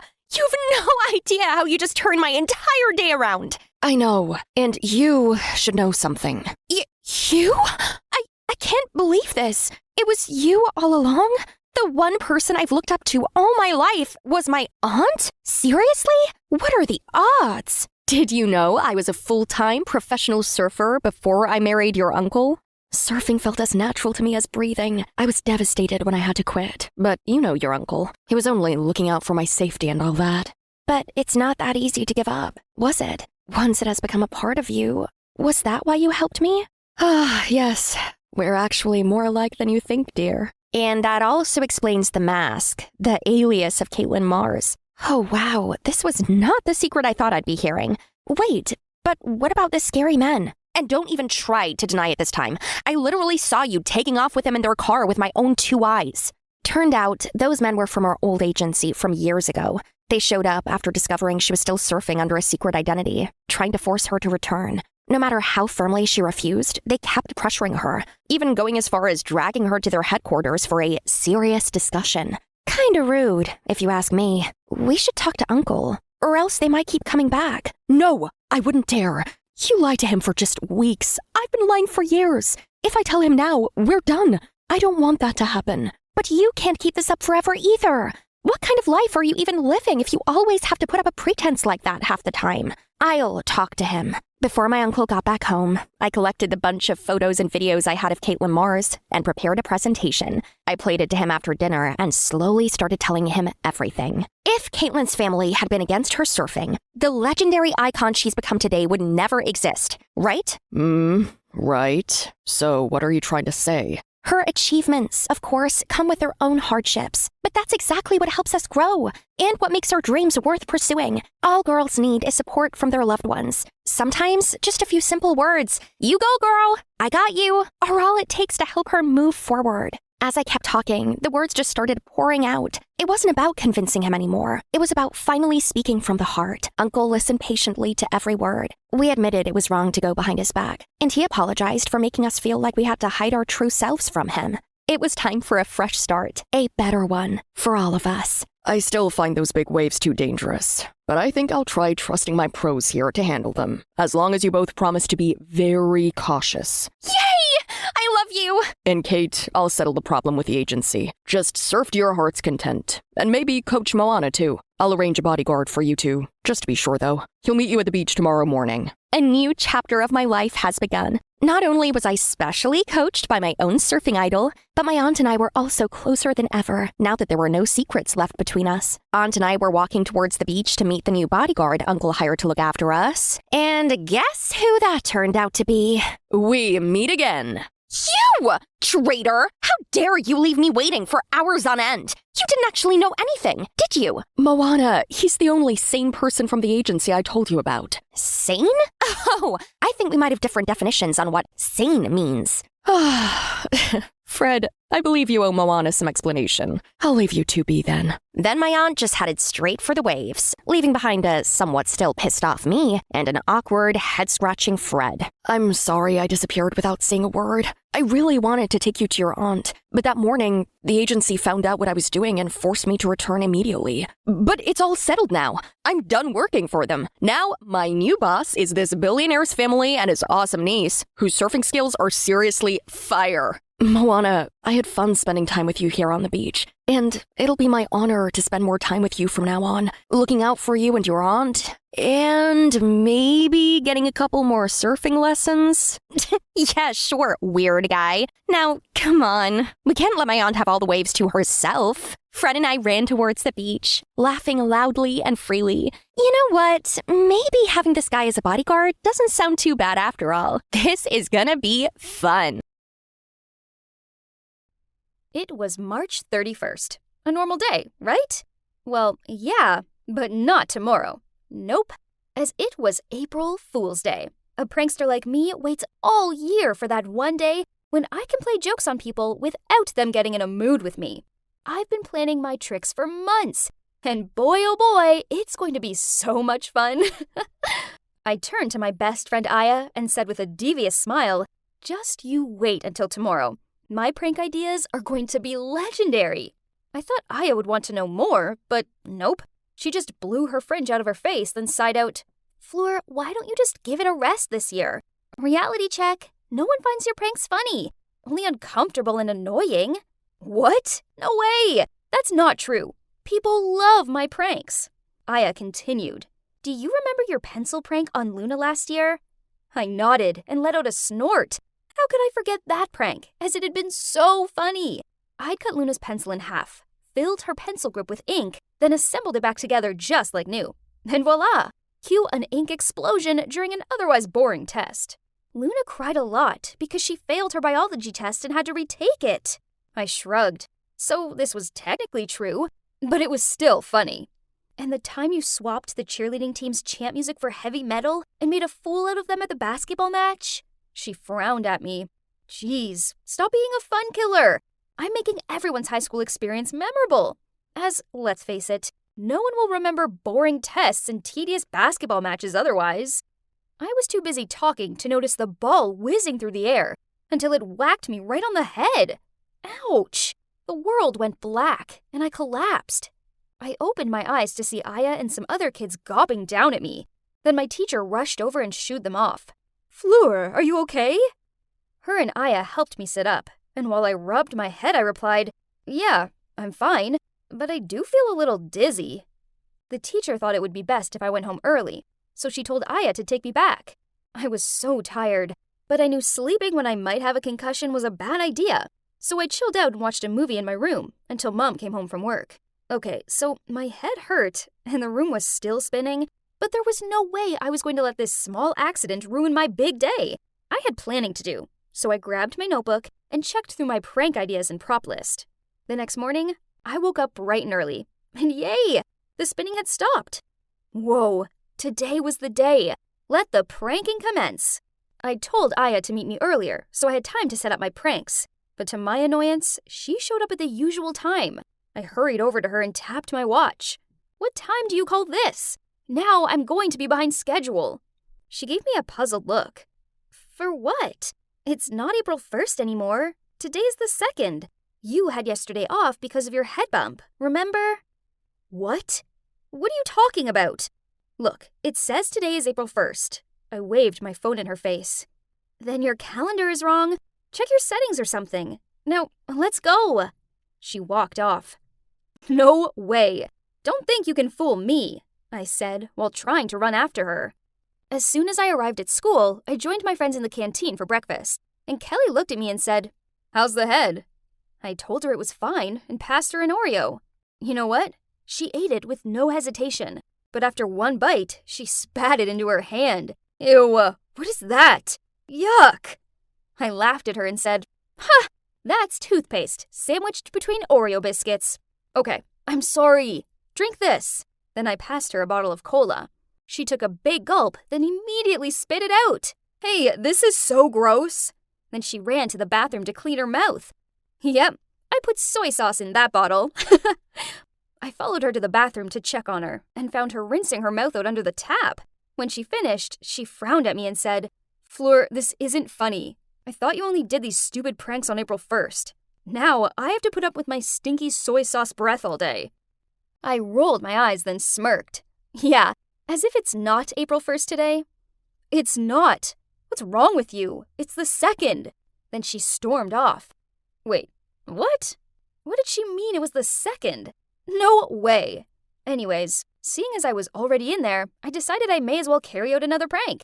I pulled out my Nutella jar and went into one of the cubicles and waited until another girl went into the one next door.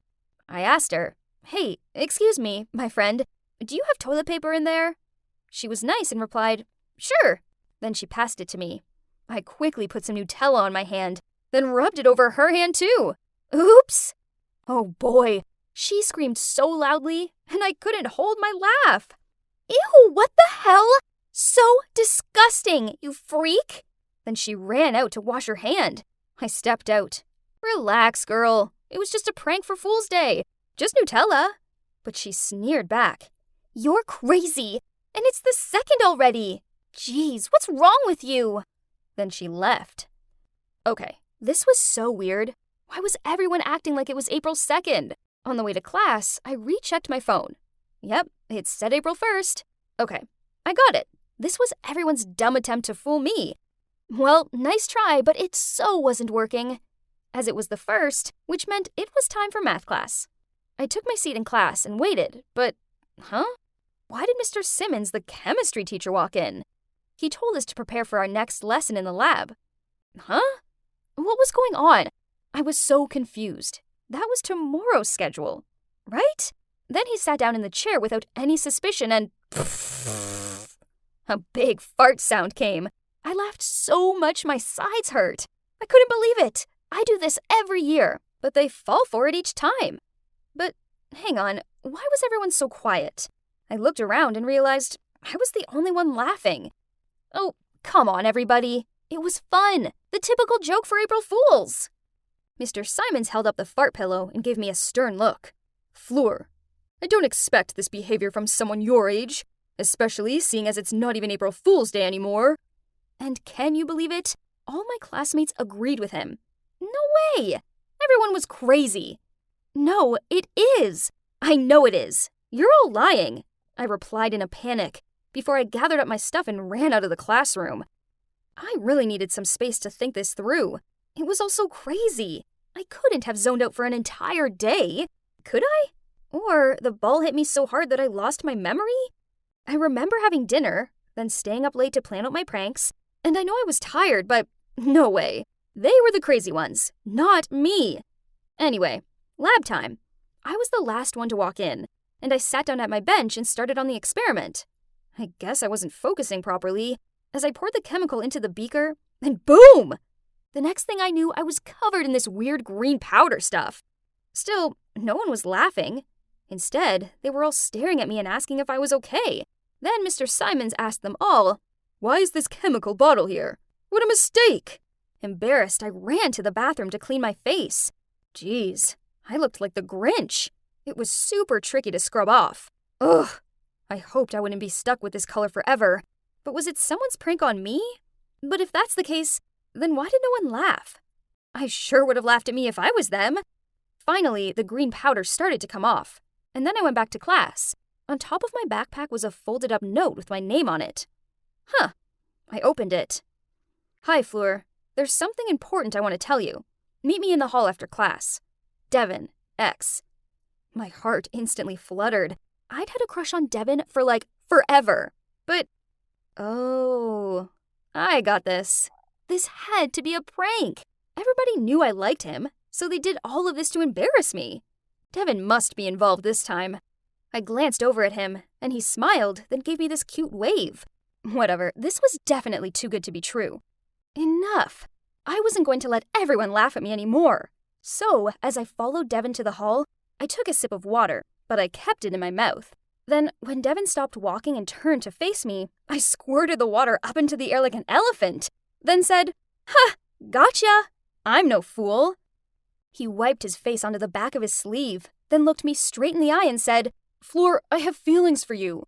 I waited until today to tell you, as I didn't want to do it yesterday on April Fool's Day, as you'd probably think it was a joke. So why do that to me?" I stared at him speechless. The highlighted words that I'd heard were feelings, yesterday, and April Fool's Day.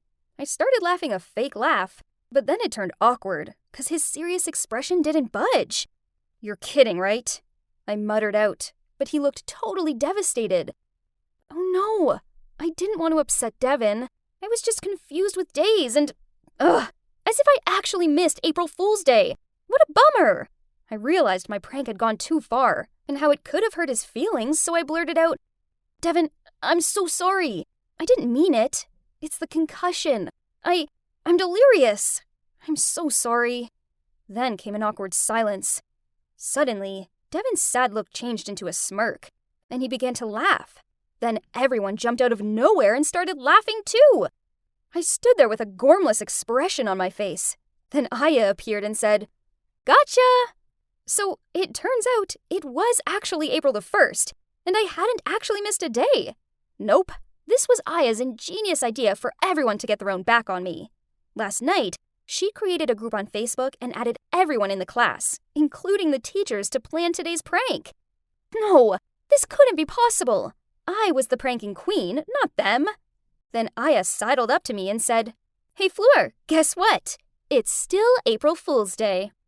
The next thing I knew, I was grinning at her. Then I play hit her arm and started to laugh. I guess that they had fooled me good. After that, I didn't carry out any more pranks. I was just happy to have a chilled rest of the day. Then, when I was walking home, Devin caught up with me and said, "Fleur, I'm sorry. But actually, not everything was a joke today." I smiled and looked at him. "Oh yeah? So, what's not a joke?" But he just turned tomato red, then rushed away. I stood there blushing as I watched him hurry off. Did this mean Devin really likes me? Interesting. Maybe this April Fool's Day wasn't such a fail after all.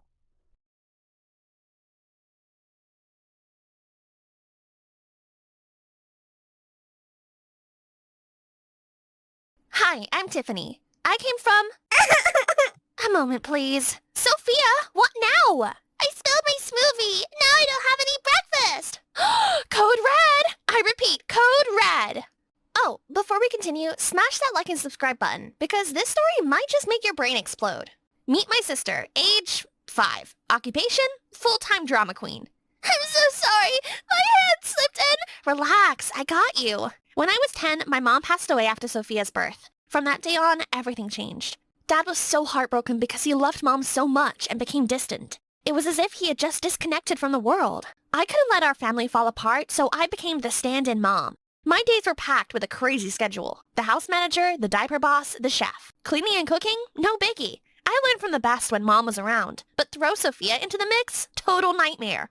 Anyway, for Mom and my baby sister, I kept going, all while waiting for Dad to stop grieving and start parenting. But instead of coming around, Dad just got worse. I wasn't just raising Sophia.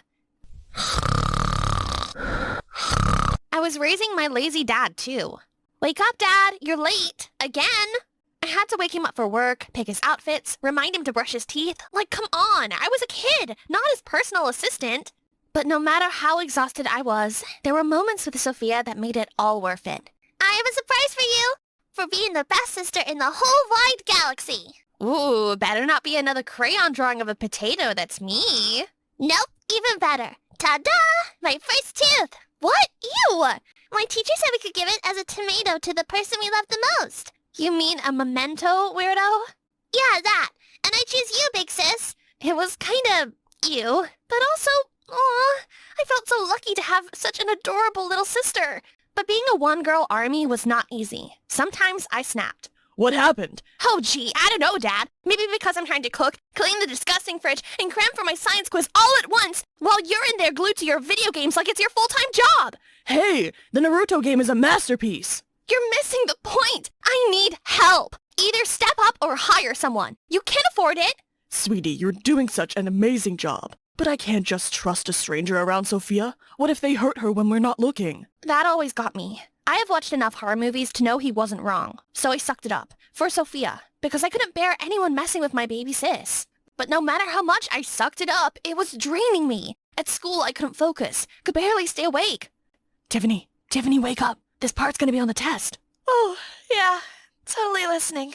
I would have been at the bottom of the class if not for Akeem. We have known each other since junior high. He was always looking out for me. He was my best friend, and sometimes I wished he could be more. Even though he didn't live next door or anything, Akeem came round a lot, especially when I needed help. Like one time I got really sick. Dad didn't know because he had left early for work, and I was all alone with Sophia, so I called him.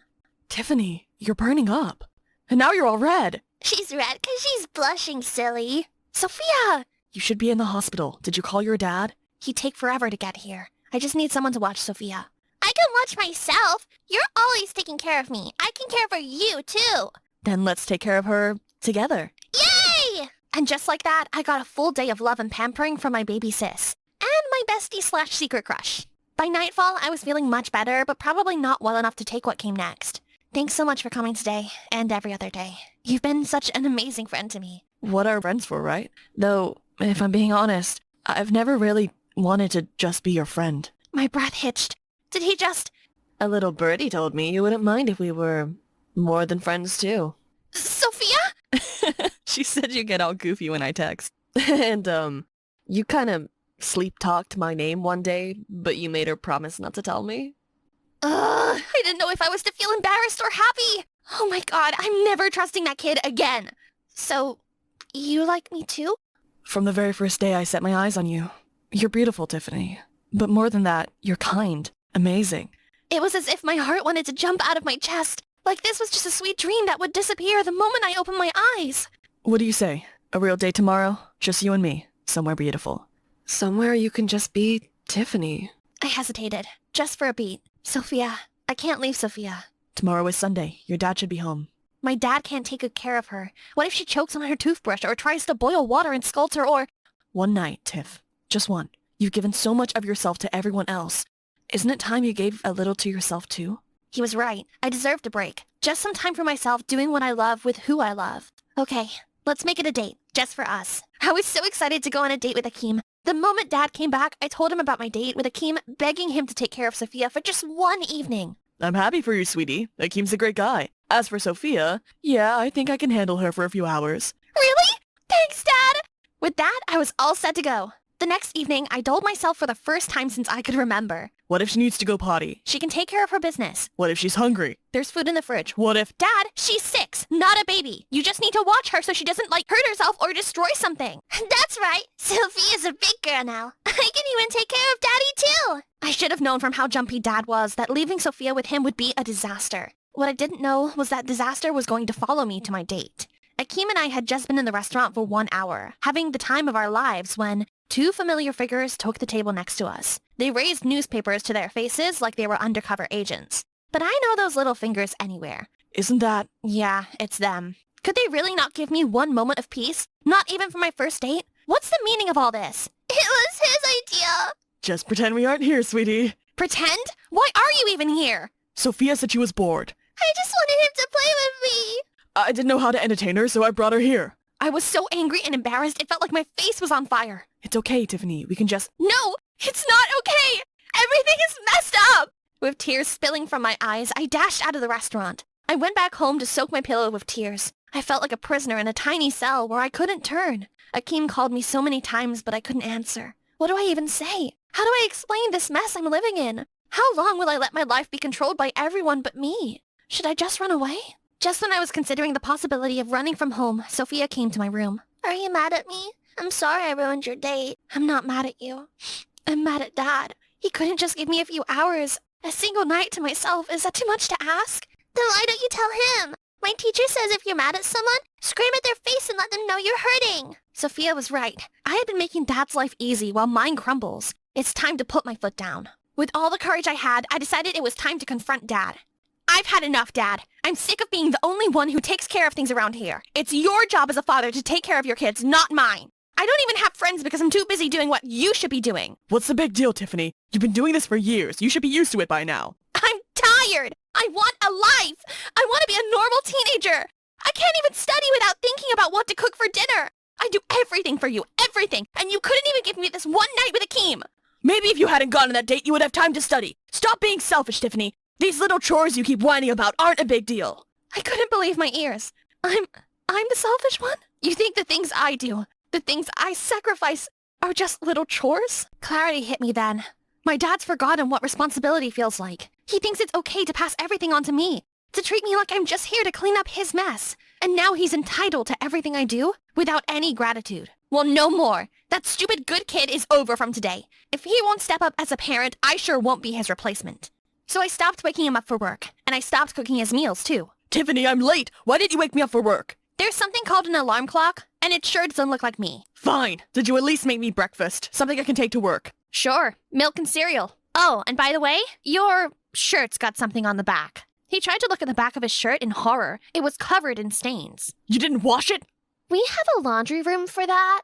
Dad probably thought I was going to go back to my old self in a day or two. But when I refused to lift a finger, even after 2 weeks, it began to sink in. The house hasn't been cleaned in days. Tiffany! I have a test coming up, Dad. Sorry, I don't have time. Eventually, Dad gave in and started doing the chores, but he wasn't good at any of them. He almost burned himself cooking. His work clothes stayed wrinkled no matter how hard he ironed, and he nearly fell asleep while helping Sophia with her homework. I watched him struggle every day, dragging himself between work and chores. A part of me wanted to help, but no. Not until he owned up to what he'd done. Not until he said he was sorry. And then something unexpected happened. One day, the moment Akeem and I got home after school, the kitchen was on fire and Dad was busy snoring on the couch. Dad! Dad! The house is on fire! Oh no! I forgot I was making dinner! Where's Sophia? She's asleep upstairs. I'm calling the firefighters! Dad and I rushed to the base of the stairs to go and grab Sophia, but the fire had spread to the base of the stairs. No! We won't make it back in time! Tiffany, stay back. I'll go. Get outside. We'll jump from the balcony. There's too much fire! I'll come with you! Tiffany, please. It's too dangerous. Before the fire could spread any further, Dad dashed through the flames and ran upstairs to get Sophia. Meanwhile, Akeem grabbed me, pulling me out from the house as I cried and struggled to break free. Some neighbors were already there with racing hearts. I prayed for Dad and Sophia to make it out. My prayers were answered.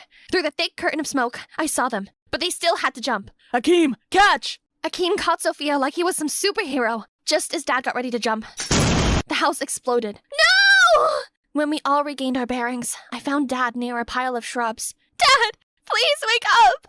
I'm awake, sweetie. I'm so sorry. Tiffany, just a few weeks of doing what you've done for years, and I nearly destroyed everything. How did you do it? I'm so sorry. Don't worry, I can. No, sweetie.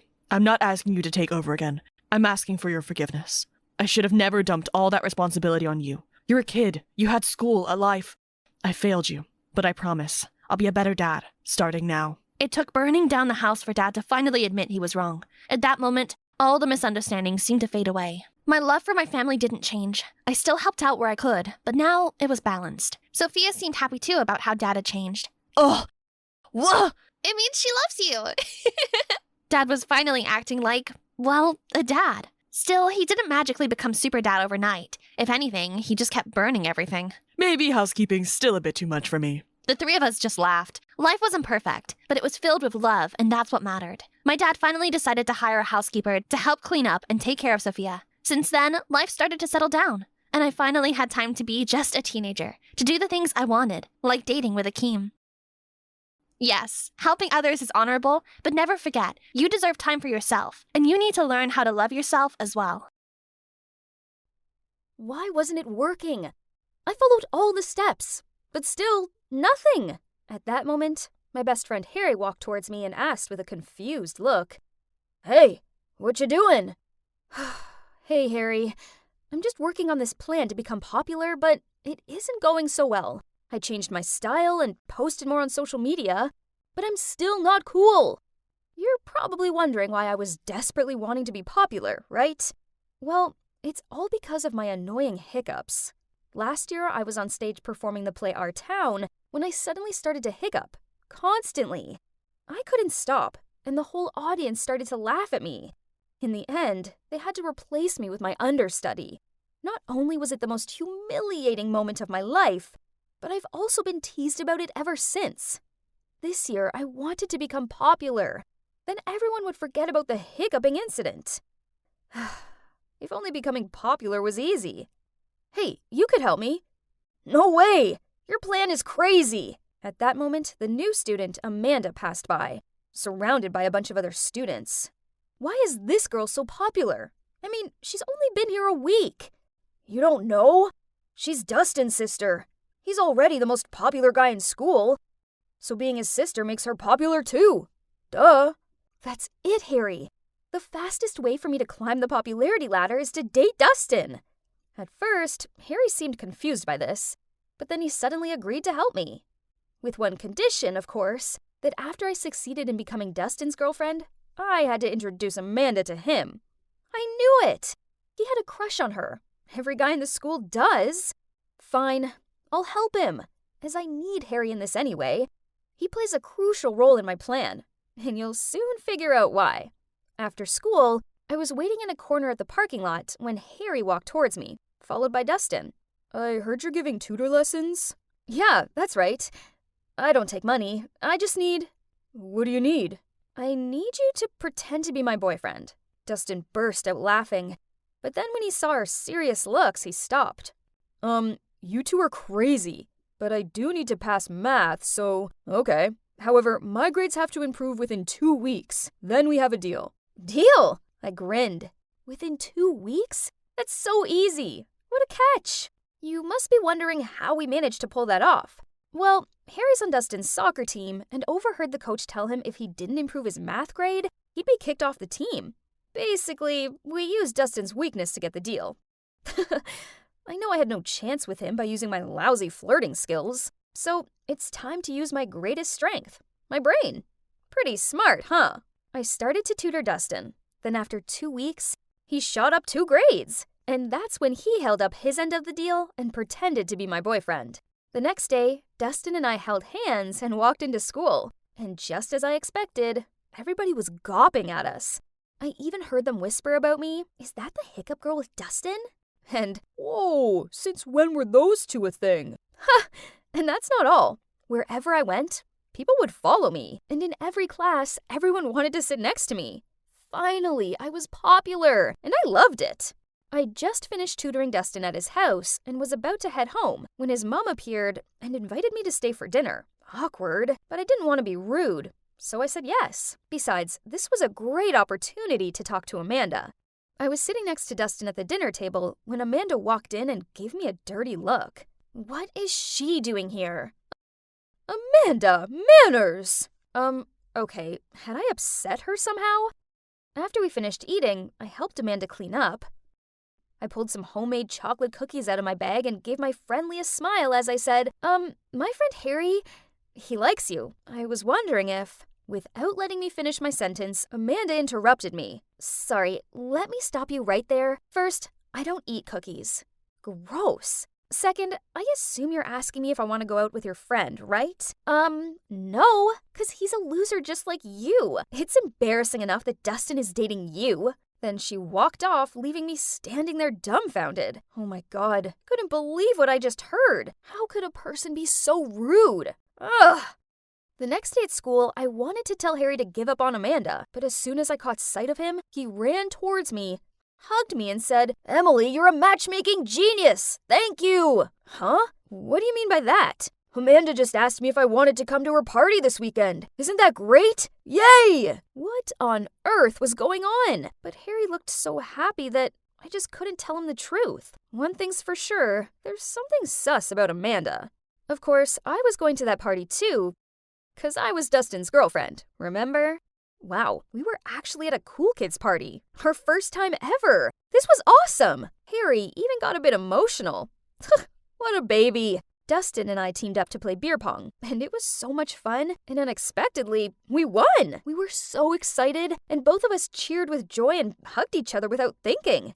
Oops, didn't see that coming. But what happened next was even crazier. Everybody started to cheer, kiss, kiss, kiss. Oh boy, they couldn't be serious, right? I just laughed it off and hoped everyone would stop. But no, they just kept cheering on. Suddenly, Dustin grabbed my face and kissed me right on the lips. I didn't push him away. Oh no, instead, I closed my eyes and got carried away. I even lifted up one leg. Oh, and FYI, that was my first kiss. After that, we both turned bright red and avoided eye contact. Ugh, my whole body felt hot like I was having a fever or something. Anyway, the party was everything I dreamed of and more. The next day, Harry and I arrived at school in a super good mood. But suddenly, we saw a bunch of students gathering around someone. We squished through the crowd and saw Amanda crying. Turns out, somebody from the party had stolen 2 of her mom's Fabergé eggs. Then, one of Amanda's friends suggested checking all backpacks and lockers of everyone who went to the party last night. But the chances are low. The culprit must have been able to hide all the evidence by now. Still, we should try everything we can, right? I couldn't bear seeing Amanda crying her eyes out like this. Then he gently patted her shoulder. Hey, that was smooth. Way to go, Harry. And so, we checked a few people's belongings, and still nothing was found. Then it was Harry's turn. He opened the locker and, oh my god, one of the Fabergé eggs was in there. But how? He would never do such a thing. I opened my locker and, what? There was the other one! What on earth was going on? Suddenly, Amanda started shouting at us. I knew it was you two! Hey everybody, Emily over here manipulated Dustin by using his weaknesses, his love of soccer and his dislike for math. Then she forced him to pretend to be her boyfriend just so she could be cool. Everybody started glaring at me like I was the villain, but I wasn't. There was a misunderstanding. I looked over to Dustin for help, but he just avoided my gaze, then walked off. I didn't know what to do, so I just stood there in shock until Harry dragged me off with him. Well, after that, I was more popular than ever. I was now known as the girl who took advantage of a guy to get popular and then stole from him. Worse, Amanda wouldn't listen to me. Harry and I were clearly framed. I wish I could go back to my normal life before I made that stupid deal with Dustin. Oh, but then that kiss wouldn't have happened. Oh boy, might I have fallen for Dustin? Then suddenly I got a text from Amanda. It was a clip from the recent party with the message, "You're nothing to Dustin." Why are you dating this loser? Wasn't she the girl who hiccuped during the play? I will use her until the end of this semester. Oh my, I couldn't believe he said that. I knew he didn't like me in the way I liked him, but did he have to be so mean? The clip automatically replayed again. Ugh, watching this one time was bad enough. But wait, there was a detail in the clip that caught my attention. I rewound it and, oh my god, there were the 2 missing Fabergé eggs. The clip was recorded at midnight, but Harry and I left the party way before then. I quickly rushed over to Dustin and Amanda's house and showed them the video. I don't remember you both leaving earlier. What if you're lying? Well, I noticed your front door has cameras. If you want, we could check them. Dustin turned to Amanda and confusingly asked, Did you put those eggs in Emily and Harry's lockers? Amanda said nothing, but her head down said it all. But why would you do that? Emily didn't do anything wrong. Because I don't like her being your girlfriend. I like you.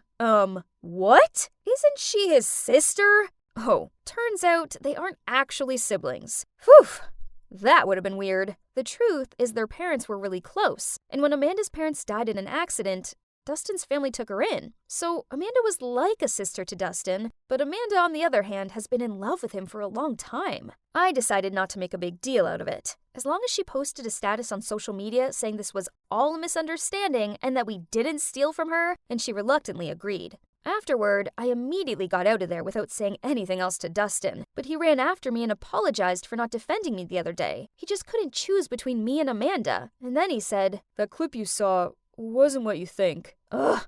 What's there not to understand? It was so obvious. Then what is it? Please tell me. But Dustin just stood there silent and stared down at his sneakers. Just like I thought. There's nothing else to explain, so I stormed off. The next day, Amanda posted the status and our names were finally cleared. My life is back to being boring, but it's okay, as I now know that being popular isn't what brings me happiness. Oh, and about me and Dustin? Well, a few days later, he sent me a video. It was the same clip from the party. At first, this frustrated me. I mean, why would he make me endure watching that again? But then I noticed that this clip was longer, so out of curiosity, I pressed play. And you won't believe what happened in the second half of that video. After the part where Dustin said he just wanted to use me, everybody teased him more. He got angry and yelled. "Yes, Emily is weird, but weird in a good way. I like the way she smells books every time she opens one, and the cute way she gets embarrassed when she sneezes loudly. And do you know what I like most about her? That she hiccups every time she's nervous. You heard me right. I like her." You see? Dustin likes me too. Amanda cut this part of the video out on purpose so I'd misjudge him. But now that I knew the truth, what do you think I did? Yeah, of course I forgave him. I mean, how couldn't I? No one told me it's this windy up here. I'll probably be wiped off of Earth before I could wipe all these windows. It's okay, Harper. Remember, you're doing this for Aaron. Just a bit of tough work for now, but imagine the incredible time you'll be having at the concert. Imagine, oh my god, Aaron and her?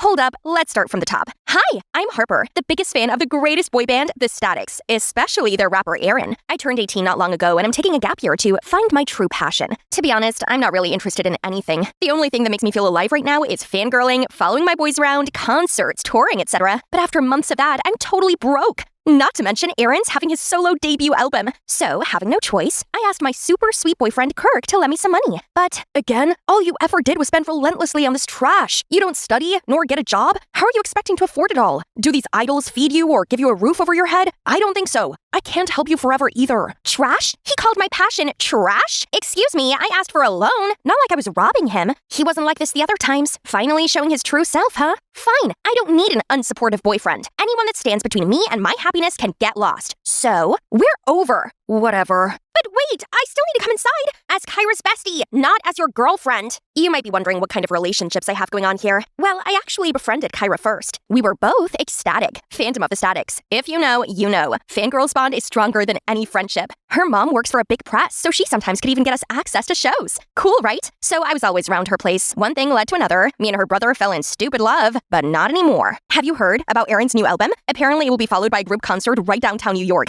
We can ask Kirk to give us a ride. It will be super fun. Oh, don't want to burst your bubble, but I just broke up with Kirk 4 minutes, 36 seconds ago. No way. Yes way. I told her how ridiculous her brother was, but she's still trying to find excuses for him, hoping to mend us back together. But sorry, this heart of mine has casted the dice. It's entirely dedicated to Aaron now. No more dumb boyfriend. And that's how I ended up taking on this dangerous job. Its high salary could get me boxes of albums and a concert ticket even. But what am I getting instead? My beloved idol, arms in arms with a singer I hate the most on earth, Bianca. Aaron and Bianca rushed to the window and dragged me inside. Please don't let anyone know this. What do you want? Autograph? VIP ticket? Please, you probably know our two fandoms are like water and oil. They already opposed us so badly over a collab last time. Yeah, of course I know, because I was the one who opposed. Seriously, what does Aaron see in this girl? She always says controversial stuff, gets caught in dating rumors with all guys on earth, parties 24/7, and her songs suck. But on a second thought, it's not every day to have the two hottest celebrities on their knees before me like this. Maybe I should act wisely. Either way, this is the lifetime opportunity for me stepping into Aaron's life, isn't it?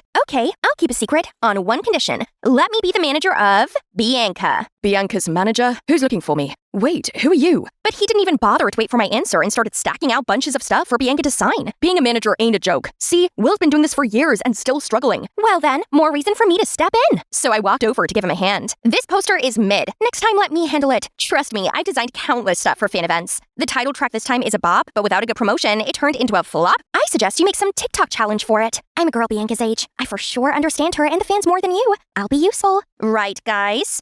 Yeah, sure. She has a point, Will. You do need an assistant. Right then, Will had a phone call. Seemed urgent. After hanging up, he turned to me. Fine. It's true that I'm overloaded. I have to check stuff at the venue right now, but Bianca has schedules at the radio station in an hour. Can you get her there? Sir, yes, sir. Just like that, I helped Will around, and it's safe to say I was basically Bianca's sub-manager. Life was pretty sweet. I got to tag along to shows for free, while keeping an eye on my love rival. I sure enjoyed playing God with my new puppet. Everything Bianca eats has to get my approval. Bye-bye, yummy tacos and burgers. She's only allowed to use the phone at certain times of the day. Stop texting boys and start working on your terrible music, honey. Then tell those annoying boys to stop bothering me. Even her sleep is strictly fixed, just because I love seeing her suffer. And I make sure her schedule is packed. Vocal training, dance practice, filming content. Girl, you have a lot to work on. But on days where she worked with the statics, I'd let her off a little. Still, that doesn't mean these two could flirt under my nose. Seriously? It's like you guys are begging to get caught. Think about your future. This dumb fling won't matter a bit the day your career's on the edge of failing, won't it?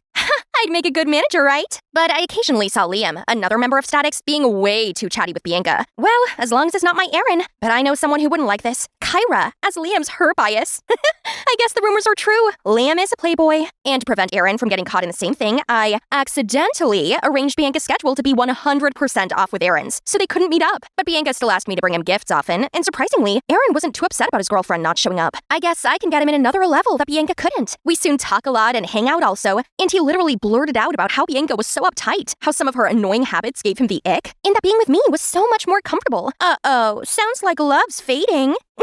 On the other hand, Bianca was extra upset that they still couldn't date on their anniversary. Not on me, though. Aaron himself didn't want to see her and made excuses about how paparazzi had been up in his grill because he's been doing so well lately. But Bianca has had enough with this all. She wanted to go public. I heard her talking to Aaron on the phone about it. No, that's not gonna happen. I have to be a step ahead. I immediately searched for a photo, then posted it anonymously on a fan forum. If Aaron goes public with anyone, it's gotta be me. But oh boy, maybe I've not thought this through. What was I even thinking? The next day, the internet went crazy and it's all negative comments. Thankfully, Aaron's side has spoken up and calmed it down by fabricating a story about how this was from a long time ago. And it was his first love, blah, blah. Anything, as long as things go down. I haven't even finished my sigh of relief. Then, out of nowhere, Aaron's stomping into our studio looking furious. R.I.P. me. Bianca, have you lost your mind? I told you I did not agree. Why did you post our photo? Are you trying to sabotage me? Sorry that you don't have a career so you can act careless all you want. But I do. I have my reputation and an army of stupid fangirls to please. I was frozen, as well as Bianca. Right then, a call came from Kyra. I swiftly sneaked out to take it. It's you, right? The lucky girl in the photo? I can tell by just one look. Last time we talked, you only mentioned seeing Bianca in real life or something. When did Aaron come into the picture? How could you not tell me? I was dumbfounded. Didn't know how to handle this. I mumbled out a few words so Kyra would keep this a secret and that we'd talk later. Okay, gotcha. But then help me meet my Liam, please. What? No, trust me, he's a player. They all are. Get over him. So Kyra recognized me that easily. But why Aaron didn't? He even mistook me with his so-called girlfriend, Bianca. That picture was also taken at the secret balcony of his penthouse that he swore he'd never taken anyone there before. Having too much on my mind, I wandered to his place, but ran into Liam? He's talking to a girl. She wiped her tears, then left. I should get going. Don't want to mess with another player right now. Harper. What? Don't worry, I won't tell anyone about that 400th girlfriend of yours. Correct, it's the 400th girlfriend, but not of mine. Turns out that girl's also a victim of Aaron the Heartbreaker, not Liam. Liam has always been the one who's cleaning after his mess, making sure the girls are all right and won't do anything harmful to the band's reputation. Probably that's why public labeled me as the player. I always got caught up with these heartbroken girls. And now you. What do you mean? I'm okay. Come on, I know you also got tangled in Aaron's love web. I'm sorry, I could have warned you earlier. I've been trying to hint it to Bianca, but the girl was too head over heels for him. I felt so stupid for thinking I could live that fantasy of being Aaron's girl so easily. All this time, we all blindly put Aaron on a pedestal, while letting Liam be wrongly accused of all the things he never did. Through Liam, I found out that the Statics has been having a problem. Aaron wanted to leave the group because he thought they were a burden and he'd do better on his own. But the rest knew that it would break the fans' heart if one of them left. So they've compromised by letting Aaron have a solo album while still staying with the group. Oh no, kick that jerk out now.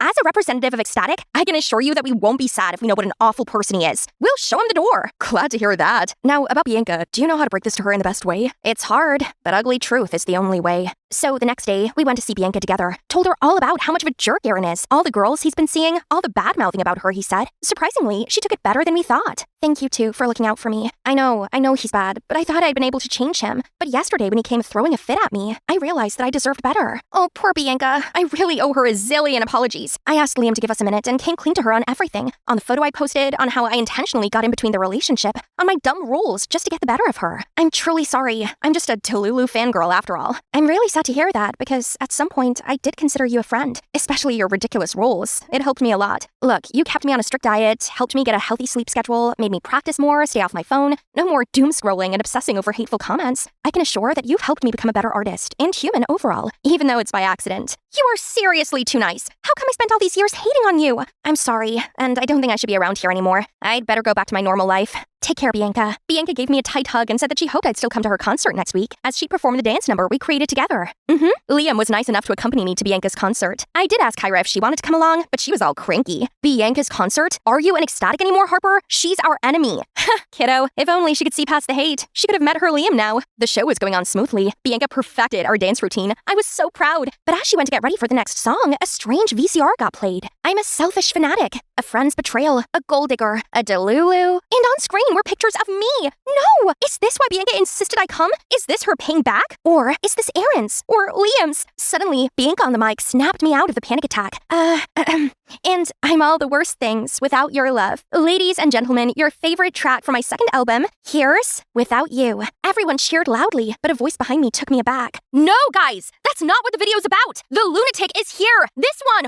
Oh my god! Liam! Liam quickly shushed her and we dragged her outside. Turned out my dearest sister from another mother did this to me. Why? I hate you. I know everything now. Don't forget who I am. Nothing in this fandom could be hidden from me. You got to befriend the boys, but ghosted me because you want them all to yourself, huh? After everything we've been through, all the shows my mom helped you get in, you bewitched Aaron, sided with Bianca, then called my Liam a player. But look who you're with now. On top of that, you dumped my brother for stupid reason. The player here is you. This is a mess, and it's really my fault. I should have filled Kyra in on everything sooner. Seeing her right now reminds me of the exact same person I was just last week. The same hot-headed, immature fan. I couldn't blame her. I apologized and told her everything. And with her dearest Liam's help, Kyra, though still mad, started to be more understanding. I love you, and I hope you will soon see things the way I do now. Idols are also humans. They're not all glitters and gold, so we can't expect them to be all perfect, then refuse to see their wrongdoings, or nitpicking trivial things just because it's not up to our expectations. Let's both be a better ecstatic from now, okay? It's been 6 months since then. I can say that things are definitely for the better now. It's the first performance of the Static since they parted ways with Aaron after his real face got exposed. Yes, that happened. Now look, it seems like the crowd has no problem with dumping that troublemaker either. And me? Normally I'd be here as an ecstatic, but not today.